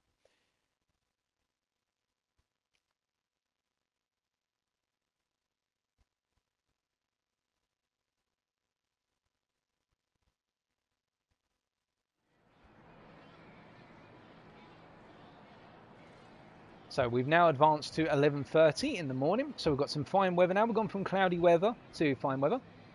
Now this is important as well. Oh, that was a bit of a nasty graphical glitch there. I'm hopeful that hasn't stuck with us as one of our drivers comes out the pits. Come on, Spalgazan, please get us out of camera hell. Thank you. So one thing to note about the change of time of day is, as far as I'm aware, in GT Sport, time of day does not affect lap time. Although, again, there is debate about that. You can look at it on the GT Planet forums and whatnot. But ignore that. The thing some of our drivers may have done when they've been practicing, they may have practiced at a sunny time of day. And that means when the sun's out, there's shadows. But when the sun's not out, when it's cloudy, some of the shadows will disappear, of course, because there's no sunlight. And that's why you always hear a lot of tutors say, do not use shadows as your braking point, because as soon as you use shadows and they disappear, you're not going to know where your braking point is. And that could throw some of our drivers off, just a change in weather conditions. Albeit we should point out as well that the fact that this track is very kind with regards to braking reference markers. There are literally markers on the corners. If there's not markers, there's curbs. And if there's not curbs, there's billboards, there's stewards, there's marshal's posts, there's bits of fence here and there. This circuit's got everything you need, and it's why one of the most enjoyed, as I understand it, circuits on GT Sport, because it just has everything. It's accommodating for drivers, both veterans and new.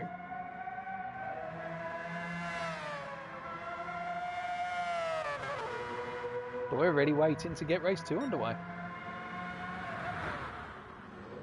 But the reason why we're taking a little bit longer is because we're having a little bit of issues with, I'll get his name right this time, GTSRL rejoining after his disconnection when the car retired.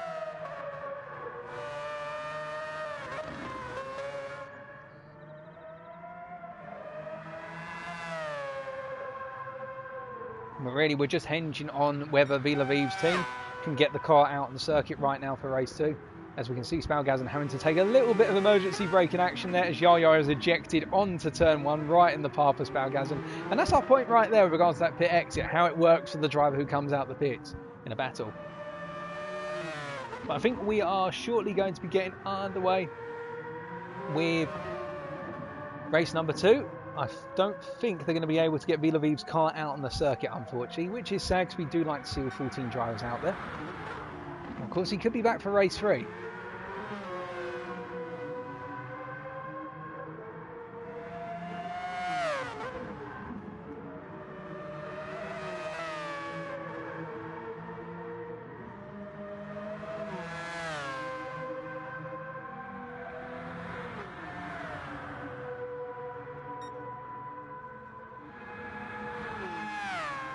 Alright, ladies and gentlemen, I've just had a word in my ear to tell me that we have got race 2 underway very shortly.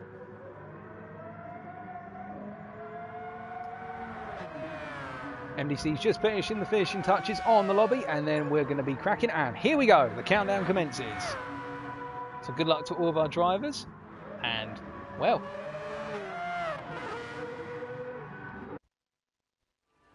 the big question then, who's going to win this one? Will it be Yolab? Will it be Dylan? Or will it be Yaya or somebody else further down? Let's find out. And the biggest gainer, Iman, on that opening race in terms of our top drivers here. Also keep an eye on him.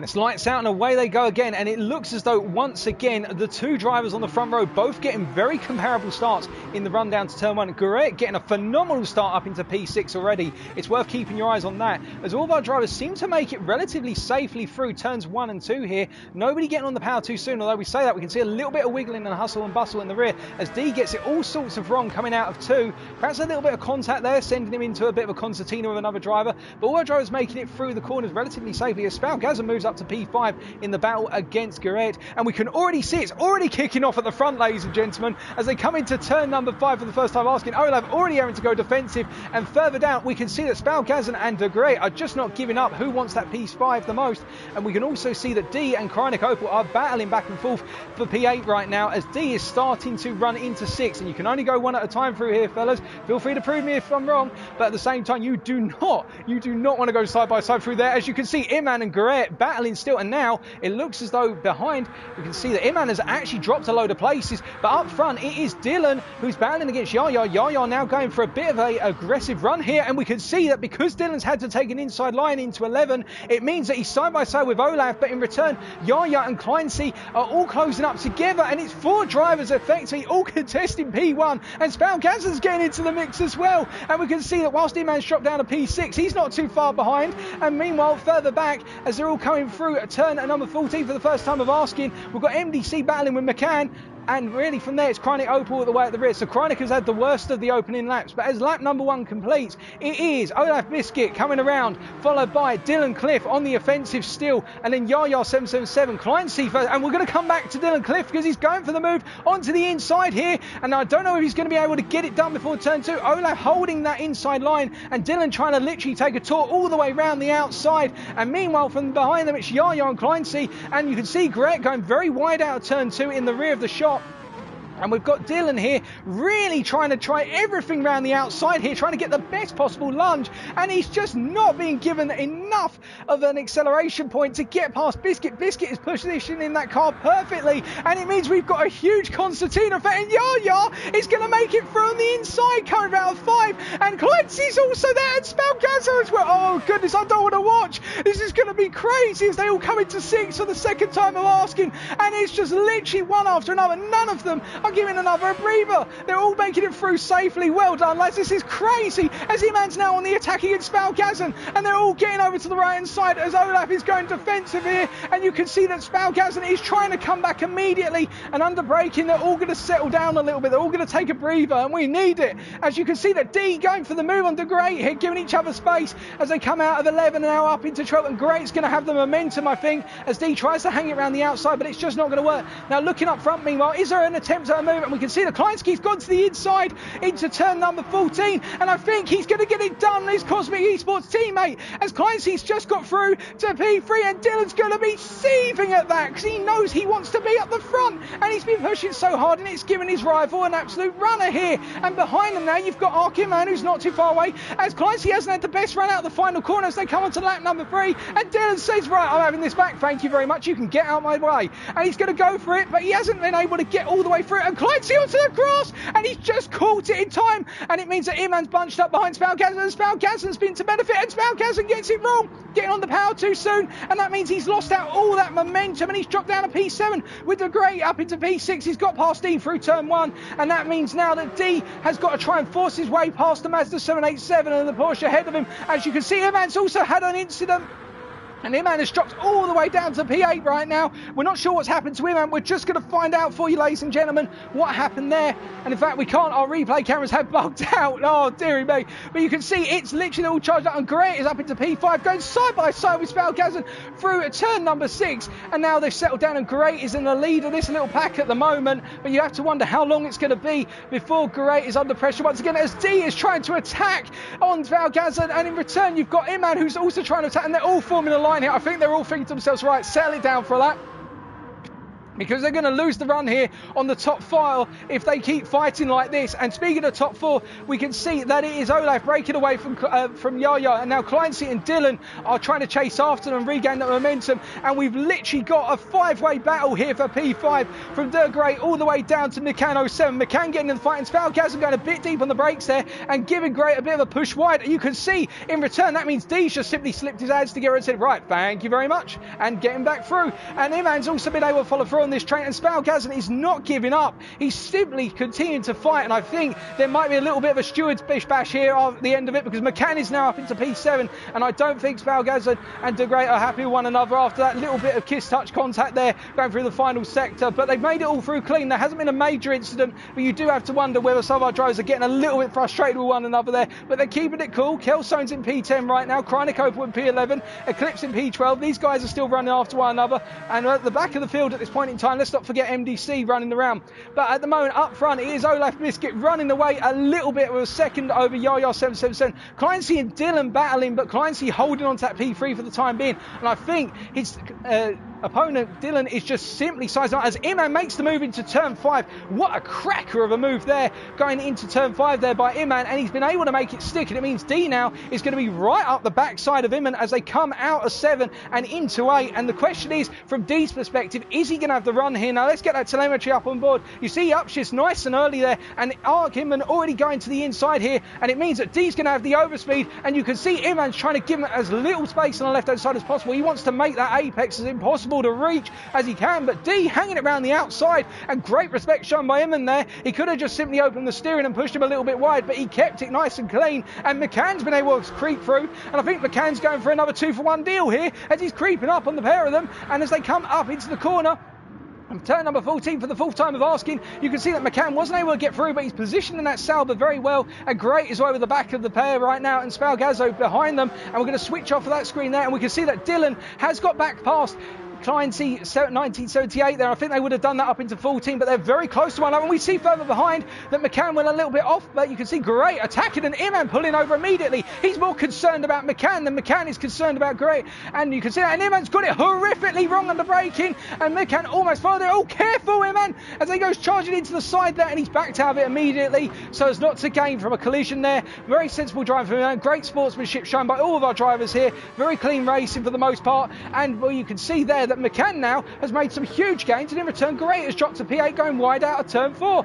Meanwhile up front there's no change right now. The gap opened up to 1.3 seconds between our leaders, and Dylan is chasing after McClancy close behind, but we look further back once again and we can see that at this point things are settling down a little bit, just for one lap I reckon, and then it's going to be hell's bells once again because all the gaps are opening up at this point in time. Kelso now dropped to P12 over Elite Eclipse here, and I think Kelso probably had a little bit of a mistake somewhere around on lap number 4, and MDC 2.8 seconds behind.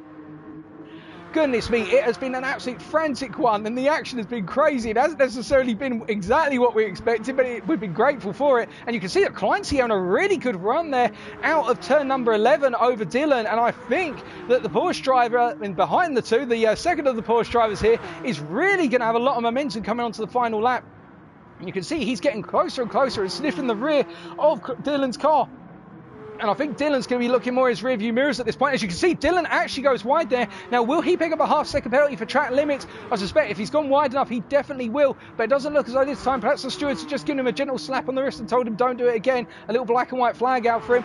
D leading the pack of P5 right now. McCann behind him. And Spalgassen's actually pushing forward here and actually getting away from Iman, who's in P8. And hold on a second, we're missing a German here, and that is because Garet seems to have dropped down to P10. Now, what happened there? I think Garet may have had a little bit of an off because he has just disappeared down, and Chronic Opal is now up into P9. Something has gone on there, we missed it off camera. As we're on the final lap now, and we're just going to take a look further down the field to see if there's anything else happening between our drivers further down. Doesn't look like it. So up front, you've got Olaf Biscuit leading by a second. Now, meanwhile, behind them, in terms of Yaya running away, then 3 seconds down from Yaya is Dylan, who is pulling away from his Austrian counterpart in Comsmith Esports, and that is Clancy, who just seems to be falling off the back of Dylan right now. And, well, meanwhile, I think we could be seeing a surprise attack from McCann 07 on D on the final lap here, because McCann is getting closer and closer and nipping at the heels of the Porsche driver here. That V8 engine in that Sauber really being made to work now in the final couple of laps, and we can see that McCann has done a great job in terms of tyres at the moment. His tyres are in pristine condition, and he's getting closer and closer. I don't think think he's got the legs coming down here. As you can see, he's almost at the limiter at 208 miles an hour. And as he comes through the corner here, he goes wide, but he does get a lot of momentum going out the final corner despite going wide. But I think D's going to have the run initially, and D's just got to place the car now. And we're going to look further up the front because we can see that Yaya is closing on Olav here. Olav is struggling a little bit towards the end, but I don't think Yaya's going to be able to make the move unless something goes horrifically wrong here for Olav on the final corner. But after 2 races and 6 more laps, it is Olav Biscuit who wins, followed by Yaya 777, and then in P3 it will be Dylan Cliff coming across the line. The Irishman beating Heinze, and then behind them both on the run to the finish line, it will be D31 holding on McCann, and then we have got behind them Arkim and Spalgazan following across, and then Krynik Opel for P9, then Dirk Great bringing up our top 10, and then we've got Kelson coming across with Elite Eclipse behind for P11, P12, and then last but not least, MDC. So that's race 2, ladies and gentlemen, an absolutely frantic one full of battle in between multiple cars, but your race winner, Olav Biscuit.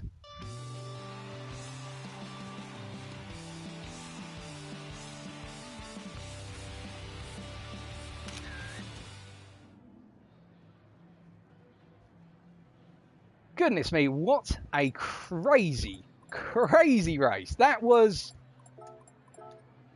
I don't think I've seen that much back and forth around this circuit in a very long time. I haven't seen that in an FIA race to be sure, but that was phenomenal. So here's your race results, ladies and gentlemen. Subject to any shoulds or queries, in course. It is Olav Biscuit who won by a small margin over Yaya 777. Yaya seems to be coming into the form as the races go deeper. It does look as though the Porsche 962C is doing very well at this circuit, but it could be the tune that the guys up front are running. But do not discount the one driver who I think surprised a lot of people here, and that was Meccano 7 creeping through the field in the Sauber Mercedes C9 and getting closer and closer to that top 5. And I think in this final race that will be coming up, the longer race of 12 laps with the mandated pit stop, we need to keep our eyes on the Dutchman because he could surprise a number of us. But in terms of stories to be told from this one, I think it's a key thing to be told, and something that Dylan's going to be reflecting on, that his opening aggression almost worked out, but he just could not find a way to get around Biscuit, and Biscuit really knows how to position that car, so that's more information for both of those drivers. Yaya will also be thinking to himself that he can have one of the more consistent runs through, and he actually nipped the fastest lap on the final lap with that 1:39.1. A repeat, pretty much near identical fastest lap to race 1. And then further down the field, again, I think there's been some drivers who've made little mistakes here and there, and they'll be looking back and thinking to themselves, right, race number 3, it's the all-important one in terms of the big points, let's nail it.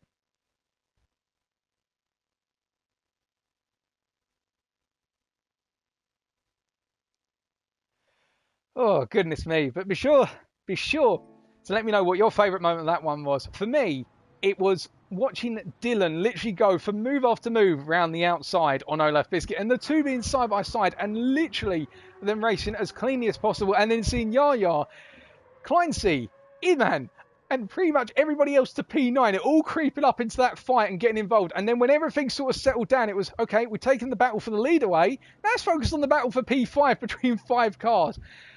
Oh, goodness me.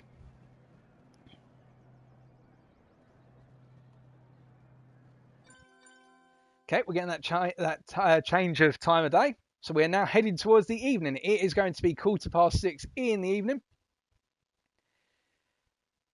So the sun is starting to set now around the circuit. And again, that can throw in some challenges as well, particularly if you've got that sun glare in your eyes. And for our drivers who are running cockpit, for example, where you might get the sun glare on the cockpit visor, I can talk from experience, I only run cockpit view. That is one of the most frustrating things. There's certain circuits where you literally drive over hills, for example, into the sun. Bathurst I'm thinking of in particular. And some cars have horrific cockpit glare such as well. Not these cars per se, but you can imagine in Group 3, the Citroen Group 3 has horrific cockpit glare. And that's something some of our drivers here will have to figure out how to deal with it. But what a cracker so far, as I say. And I'm going to take a few sips of water while some of our drivers are probably going for a comfort break just for 1 or 2 minutes.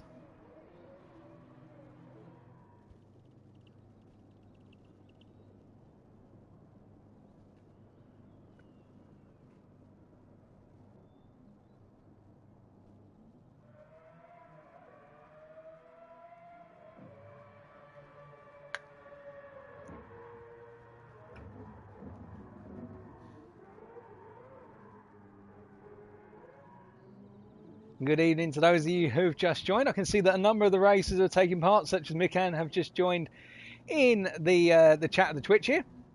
I hope you're enjoying. Oh, goodness me.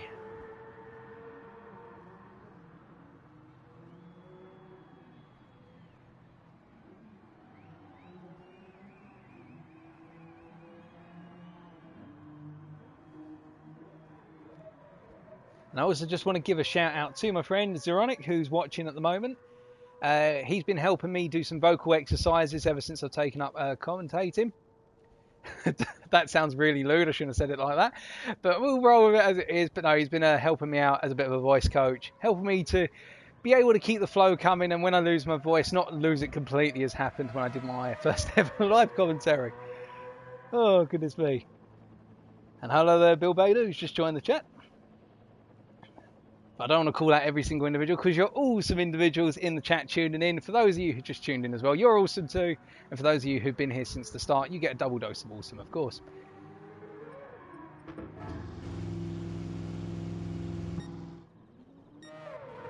Now, one thing to note as well, one thing that you may be thinking right now, well, what about drivers like MDC, who hasn't really had the best of races so far? Because we know MDC is quite a fast driver. Perhaps he hasn't had time to get a good setup for today's circuit. Perhaps he didn't have time to test out all the different cars and sort of identify to himself, okay, I should go with this particular car because it's the stronger car. But what you have to imagine is that those drivers who are towards the back today, they could be up the front next week. And the simple reason is they will run these races to collect data. The idea being they'll see what works, what doesn't work. They'll understand where their car could be stronger, where it may be weaker, and they might say to themselves, you know what, actually this car just isn't for me. Alternatively, the flip side of the coin might be actually halfway through race number 3, they suddenly figure out where they're losing over a second and a half a lap time compared to everyone else, and they suddenly start to get faster. That's one of the things about having 3 races over 3 weeks is you have ample time to get yourself set for each race.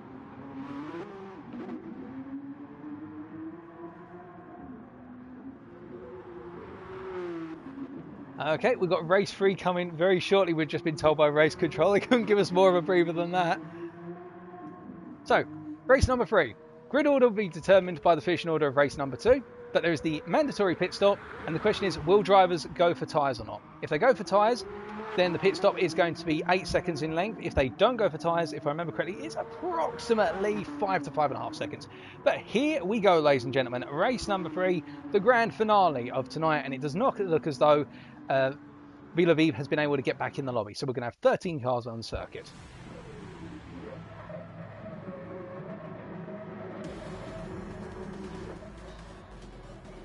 So again, on the right, it will be Olaf Biscuit, but on the left this time, it will be Yaya777. And you can be sure Dylan is going to be looking to get past Yaya as soon as possible. 12 laps then separating these drivers from the finish line of tonight. Who's going to come across it first? 12 laps will tell us.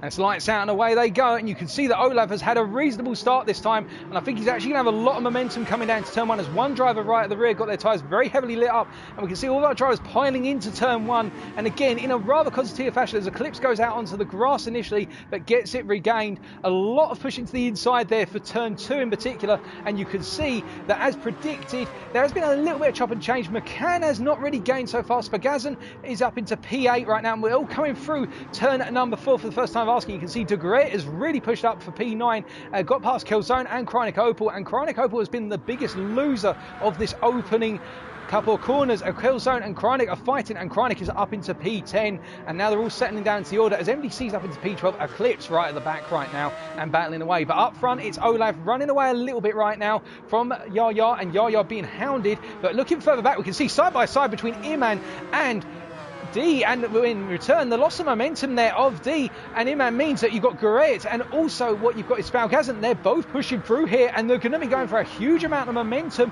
coming up into turn number 11 for the first time of asking, and I don't think that D's going to be under too much pressure. But Iman having the cutback here on Guret as Guret goes out onto the gravel there, and you can see that Chronic has had to take emergency action to evade, and meanwhile further down the order you can see in the rear of your picture we've got MDC battling with Kelzone, and it doesn't look as though MDC's been able to get the move done. but meanwhile Guerrero is battling with Kilzone and he's got it horribly wrong, so he's dropped off the back and he's dropped all the way down to P12, but he's on the inside as MDC goes around the outside and takes the emergency road in order to avoid a collision, and MDC off onto the dirty side of the track and the runoff area. But as they come around to complete lap number 1, then it is Olaf Biscuit followed by Yaya, followed by Dylan, followed by Kleinsey, followed by McCann, then it's got D31 followed by Spalgasm, followed by Iman, followed by Chronic Opal, followed by Eclipse, who's got MDC all over the back of him.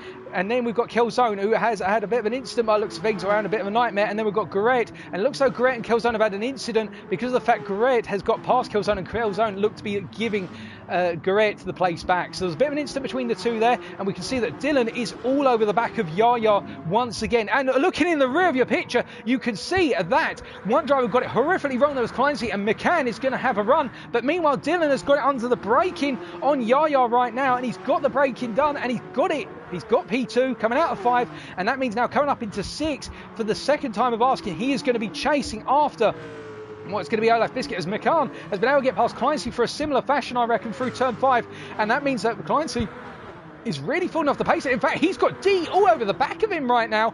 Kleinsey's not having a good run, and in fact, D is going to be hounding him like a devil, and that means that Kleinsey's going to have to defend, or will Kleinsey just simply decide to let D past if he can get around him on the outside here of 11? You'd think from Kleinsey's perspective that he's got to try and avoid fighting too much, because he's going to lose out in the pursuit of the top 3 right now, because he's been hounding after the top 3 lap after lap in the previous races, and you can see D is still after him.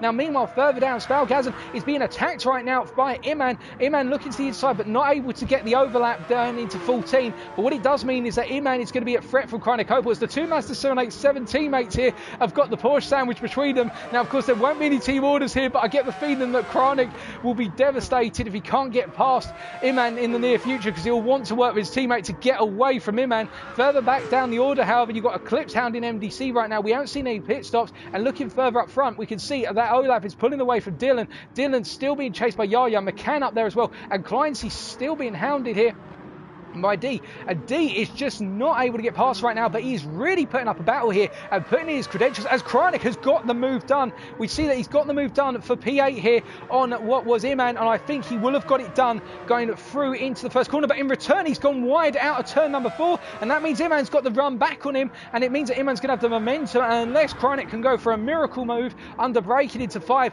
Iman's got the move done, and it means Chronic has got all the work to do over again, and that's not what Chronic will have wanted. He will have wanted to have got past the Porsche and just cleared it, because he knows that Porsche is very strong on its turbo in 3rd and 4th gear. MDC being hounded by Eclipse at the moment and going a little bit deep there. But we look further up, of course, we look back and we can see Chronic going wide there, but meanwhile Spalgasm being attacked relentlessly by Eamon, coming out of turn 10 and now in the run down to turn number 11 for the 3rd time of asking, and Eamon's going to have the inside line here, and I think he's going to have the move done as long as he settles it under braking and he doesn't give Spalgasm the opportunity to a cutback. And Spalgasm's got it horrifically wrong, going out into the gravel there, and he's lost the car, and that is unfortunate for the 787B driver, and Chronic's going to be thinking to himself, goodness me, no, I don't want that happening to me, and he'll probably be wondering if his teammate's alright, but I'm sure he will be, and he'll be back in the fight soon enough, as MDC's being hounded by Eclipse right now, going up into 14, and Eclipse drifting it under braking there and trying to get the car stopped in time, and MDC's just taking a cool and collected line and holding on to that 9th place right now, which he's gained, and in return that means Eclipse is going to be having to find a new way past, as Spalgasm is now in a fight, in a freeway fight for P11 with Garrett and Kelson. They're all chasing after him at this point. And we're not seeing any pit stops currently, and I get the feeling, in fact, we've seen our first pit stop here. Our first pit stop is from our driver, and 2 pit stops coming up, but we've also got Spalgasm coming in, and I think Spalgasm is going to be putting on a new set of tyres there, because he will have shredded those tyres as Kelson goes on the offensive into turn number 1 against Garrett. Garrett giving him ample room, but in return he's going to have to go for the cutback as Spalgasm has come out the pits here. But we're going to move away from these guys for the time being, as Garrett gets it all sorts of sideways coming out of turn 2, and we can see that Olav is being hounded by Dylan here, but meanwhile Yaya is falling back off of these guys, settling into a rhythm, and it's McCann who is the surprise element here, we should point out, who's just simply driving around in 4th place and having a good time of it, and it means Clancy's got some work to do, as has D, and then there is a sizable gap back to P7 to Imam right now, and we've got Chronic Opal chasing after him in P8, and it's a good point really, we should take a breather and have a look at what happened with regards to, well actually we'll see if there's an overtake potentially here into turn 11, I don't think there will be, but otherwise we're going to have a look back at what happened on lap 1 with D if our replay camera works, and it still doesn't work, ladies and gentlemen. The technical teams couldn't even get that one fixed for race number 3, so we're going to have to try and catch everything live on screen, but there's a lot of side-by-side on lap number 1. Now looking further down the order, of course, we can see that we've got Chronic Opal getting closer and closer to the rear of Iman at this point, and looking at the telemetries right now, Iman's tyres are in a really good shape, as are Cryonics by looks of things, so neither driver suffering from tyre wear here.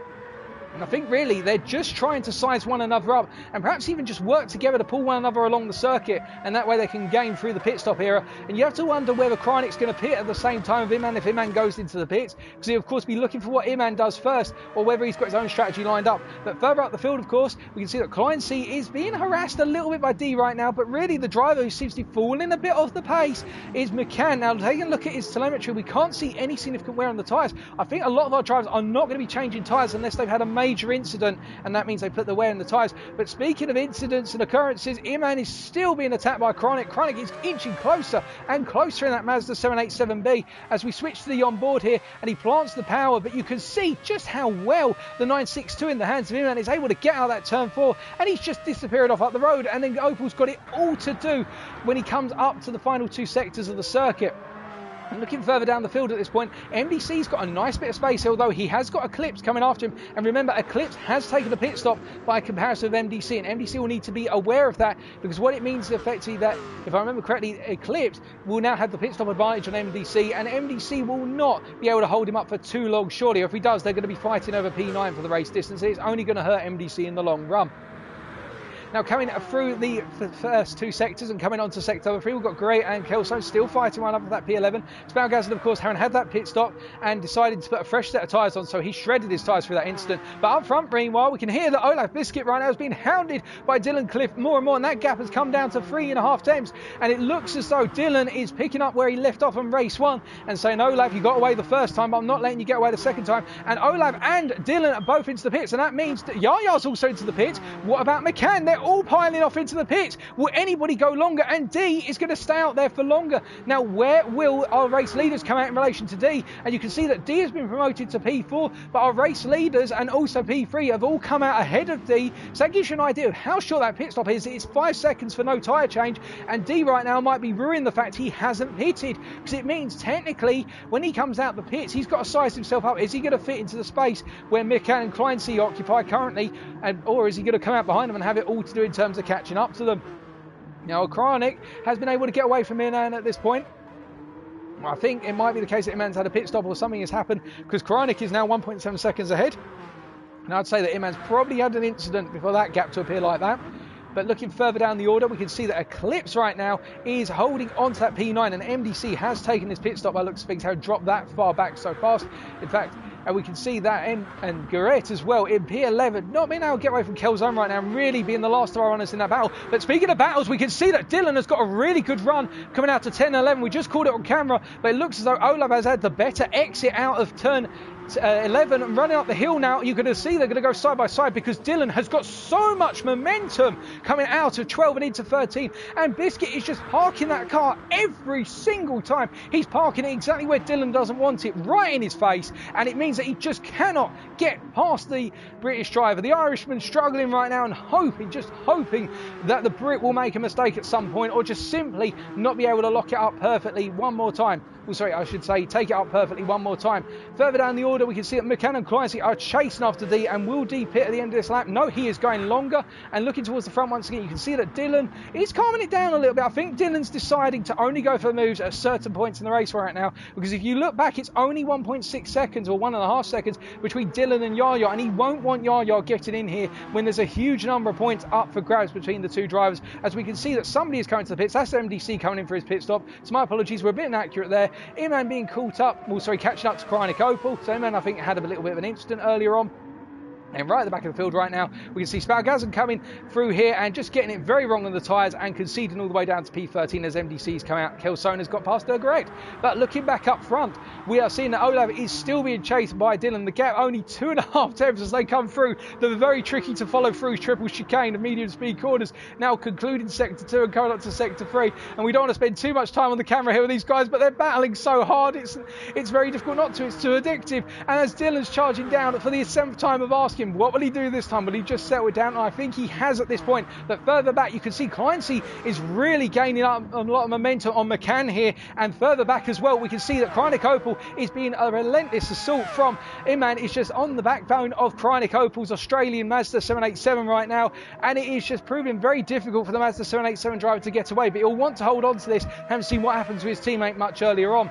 And meanwhile, up front, we can see that Olav is still being pressured, and the pressure is not relenting at no point, but he's not giving up. But moving back towards the rear of our field, we can see that Opel, and there's a move on the inside here through 14 and into 15, and I think Iman's going to have it. He had it on the brakes, he lunged in on the brakes, got it well planted. D's finally pitted from P3, from P4, and that means he's going to be dropping down to P6 right now, and I think Iman's got the move done here for a P7 for the time being, as Krynik finally comes into the pits here, and this is going to be, he's going to drop further back down the field, and we'll see where he comes out. But meanwhile, up front, we can see that Dylan has backed off a little bit for the time being, and what about Yaya? Yaya is falling away from these two, so I think it's going to be a race to finish, and in fact, D has come out of the pits, and he's in P4. He's come back out in P4, and Clancy and McCann are going to be frustrated to no end, because McCann has been passed by Clancy. We didn't actually catch that on camera. In fact, that happened off camera, but Clancy is up into P5. But what it means is that D could be the runaway guy here who finishes just outside the podium, and that'll be a shock to everybody's senses at this rate. And D's pulled off a bit of a blinder on strategy. Now, will he be able to hold on to it for just that a little bit longer as they're coming into the final third of this race with only 4 laps to go? As a half-second penalty for D, and he can't afford to pick those up because with the penalty burning zones here, that means he's going to lose the position. And now Clancy's going to have the run. Now, will McCann also get past here? That's unfortunate if D's lost 2 places with 1 stone, and indeed he has. And that means D's got it all to do now. No, D, no. But meanwhile, looking further down the field, you can see that Iman is in a very peaceful space, and he doesn't have to worry about the Australian Mazda 787 no more, and it's spaced out a lot in terms of the rest of the field. Although I say that, you've got MDC being hounded by Kelsohn here, and not far behind is Spalgazan right now in P12, and great last and not least of our drivers, of course. And I think Kelsohn here may have the run as they come up into turn number 14 for the 8th time of asking. And really at this point, the legs are starting to wear. The tiredness is starting to come in, and you have to wonder who's going to be the first to flinch in terms of positioning and track. Will be the fact that MDC is able to hold on. As you can see, Kelsohn is getting so close to the rear of MDC's car, and he's made a mistake. MDC coming out of 16, and meanwhile in the rear of the picture you've got Spalgazan trying to make a move, and he's made the move on the inside into turn 17, and that will have caught Kelsohn by surprise as he goes into the pits. So Spalgazan really on a charge now, try and get into that top 10, and you can see he's frying that Mazda 787B like hell's contempt here to try and get past the Mercedes Sauber in front of him. But we move away from those guys just for a little bit to see that Dylan is half a second down. Meanwhile, further back, we've got Yaya by himself still having a bit of a field day. McCann chasing after Clancy for P4, and D catching up very gradually, but not at a huge rate of knots, as Eclipse is in the lonesome P9, and MDC is being hounded still by Spalgazan. I think Spalgazan's going to have the momentum here, as MDC did not have the best of runs out of 4, and I think it's just going to be your standard overtaking manoeuvre on the inside, holding it on the brakes. They're parking it on the apex nicely, and the Mazda 787 driver is through and up into a top 10 position. Although is MDC going to come back as Spalgazan? Oh goodness me! And there was contact there, and I think MDC's going to be a little bit enraged by that, because Spalgazan just did not see MDC on his right hand side there as he cut back across to take the racing line. There wasn't any malice in that, but MDC may be fuming a little bit there, but I think that'll be for the stewards after the race to talk about that one. But up front, meanwhile, you can see that Biscuit is still being chased by Dylan with 3 laps to go once they come across the line to start lap number 10, but there is no closure at the moment. But you have to ask the big question, is the Irishman just simply taking a little bit of a break and building up the momentum for one big last assault, or has he finally hit his limit and he just cannot beat the Biscuit at this point? Because honestly, who wouldn't want a digestive after these races? You must be absolutely hungry if you're the lead driver and you use the name Biscuit. But nonetheless, McCann chased after Clancy, and look how much McCann is closing on the back of the Austrian here, as the Austrian gets very sideways coming out of turn number 2. And let's look at that telemetry, and you can see he's got barely anywhere in the tyres. He's just getting on the power too soon. I think that is that tiredness factor, because McCann is putting on so much pressure right now as we switch to the onboard here, and we can see that whilst he's not gaining because of third gear being a bit weaker than the Porsche in front of him. Under braking, he's just so well planted on the brakes. He's keeping as close as possible to the guy in front. And behind, meanwhile, you can see that D has had a bit of an incident there because he's dropped back by almost a second on these two. And it means that McCann really is in the fight for P4 right now and doesn't have to look towards his rear view mirror. And we can see, hold on a second, there's been something that's happened here because Dylan has dropped down to 1.2 seconds off our race leader. I think that was a half-second penalty, and I'm not sure if we're going to be able to see it. No, we're not going to be able to see it because our replay cameras aren't going to show it. So it's either a mistake, alternatively, he just picked up a half-second penalty and he's burnt it because he's lost a huge amount of momentum and he's got to close it up once again. Looking further down the field, we can see McCann is still on a charge here, and in fact we're going to stay with McCann just a little bit longer, and we're going to actually follow from the onboard looking back. Well, we'll see if there's an overtake into turn number 14. If it's going to happen, it's not going to be yet, but you can see just how close McCann is to the back of the Porsche 962 in the hands of Kleinsee 1978. You can see Kleinsee at this point is literally feeling his car going left, going right. It's all over the tracks. He's trying to get as much lap time as possible, as the fastest lap right now is being held by Olaf Biscuit at 1:38.1. Oh no, for McCann, this is going to be literally the challenge of his life. He's got to find a way past the straight line speed of that Porsche in third and fourth gear, because as soon as he gets under braking, you can see, look how close he is to the back of the Austrian. But as soon as they get into a power zone, that's where the Sauber starts to fall back, and McCann not getting the best run there out of turn 2 either. But we're going to switch away for the time being and just take a little bit further up the field, and you can see that Dylan is not closing at a rapid rate of knots, and he's not going to be able to get close enough for a move on this lap. I don't think it'll be on the final lap if it's going to happen. Kranikope with P8 right now, running a little bit by his lonesome, as is Ark Immelman. Not Immelman, sorry, that's an aerobatics manoeuvre. We're not getting any aerobatics today. Imman. And meanwhile, we've got Elite Eclipse in P9 right now. Spalgasm getting a little bit closer as they're going deeper and deeper. And you can see, actually, he had a bit of a wide run out of turn 4 there, and Spalgasm having a good run out of the corner. And I think a move's going to potentially be on it. Oh, hold on a second. And somebody's got horribly wrong. And that's Killzone coming out of turn 4. I think he simply got on the power too soon, clipped a wheel on the outer curb. And that is Killzone's race over there. Goodness me, for the Dutchman. In the wall, that is a disaster, but we have to switch away and look at what else is going on further up the field. And it looks as though Kleinsee is charging around the corners here and just not giving McCann a simple bit of room at this point. I think McCann is starting to feel a bit of wear, to be honest. He's just not getting close enough. And well, at this point, I think McCann is going to be settling down and looking for one last move on the final lap of the race. And speaking of final laps, the final lap has begun, and Olav is now 1.9 seconds ahead of Dylan. I think that change for the race lead is over at this point, unless Biscuit makes a mistake. But really, it's all going to come down to now whether Kleinsee is able to get past, to hold off McCann for one more lap. I think the Dutchman's going to have one last go, and you can see just how close he gets through turn 2. Well, turns 1 and 2. He's now so close, in fact, I think he could reach out of his cockpit and give the rear spoiler of Kleinsee's car a gentle tap. But D, meanwhile, not out of the picture, but not close enough to go for a move. And McCann getting a really tight line here out of turn 4. And I don't think he's going to have the move here up into 5. But I think McCann's really trying to put some pressure on and trying to get Kleinsee to make a mistake under braking. And you can make a mistake under braking in 5. You just got to put one wheel off the circuit and it's literally bye-bye, off to Narnia you go. But in return, you can see as soon as Kleinsee gets it hooked up out of 5, there's just no stopping his Porsche 962 from pulling away.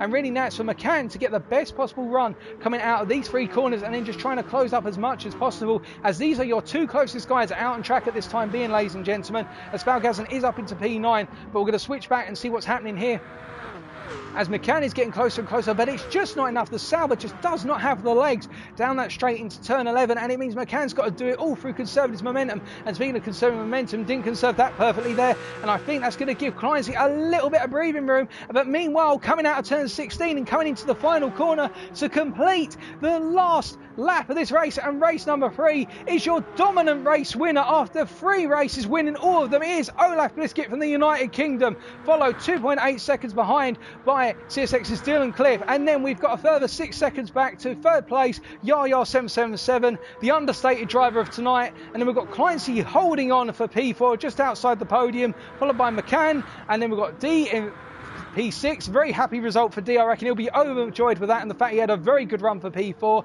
Iman coming home in P7. Good finish there. Chronic Opal, perhaps hoping he could have got a better result in race number 3, but bringing that Mazda 787 round to complete the race in P8. And then we've got a 5.1 second gap back to his teammate in the form of Spalgasm, who didn't have the best of races, in P9. And then bringing up the top 10, ladies and gentlemen, it's MDC having the best result of the night for himself. And then in P11, a further 16.5 seconds down in the Sauber C9. It is Elite Eclipse, who's going to be coming through the final corner now with just a little bit of time to go, trying to get it as settled as possible. Car getting a bit sideways under him, and he's going to be coming across the line in P11, and then switching over to De Great, who's coming across the line in P12, beating Kelzone to the finish line, and Kelzone coming home in P13. And the fastest lap going to Olaf Biscuit with 1:38.1. Your race winner, ladies and gentlemen.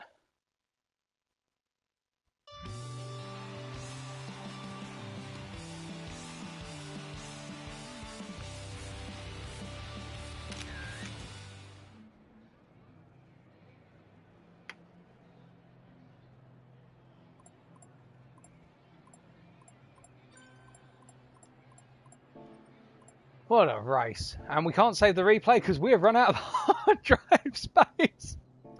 Somebody else is going to have to save race number 3, ladies and gentlemen. Oh, goodness me.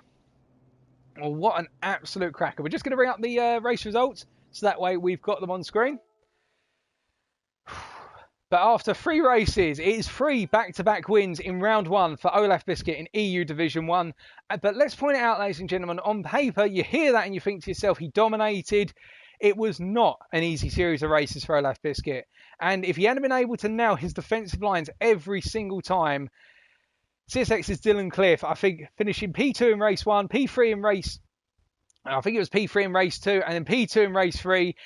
Dylan knows he's got the potential to challenge Biscuit for the race wins. And don't count out Yaya either. Fantastic run by Yaya, consistently on the podium.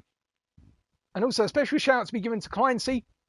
And the fact that whilst he wasn't all necessarily within that reach of the race win today, he was running close behind and gave the top 3 a good run for their money. And McCann and D as well. Those 2 drivers finishing P5 and P6 in this one. Drivers who have been contesting hard. And McCann in particular being the fly in the ointment, if you will, showing that the Sauber Mercedes C9 can compete with the 962s. A very good tune on that car, or just naturally the car that goes with him. Our drivers further down the field, I think they'll be kicking themselves a little bit and thinking, right, back to the drawing board. Back for the next race, next time out. So with that, congratulations to our race winners and all of our drivers. Unfortunately, will not be joining in for King of the Karts tonight, ladies and gentlemen, because I'm going to take a rest now. But rest assured, we'll be back tomorrow night for EU Division 2. And until tomorrow night, same time, 7:30 in the evening, Greenwich Mean Time, or however you want to call it, if you want to call it 1930. Although that was probably the year some people would say I was born in.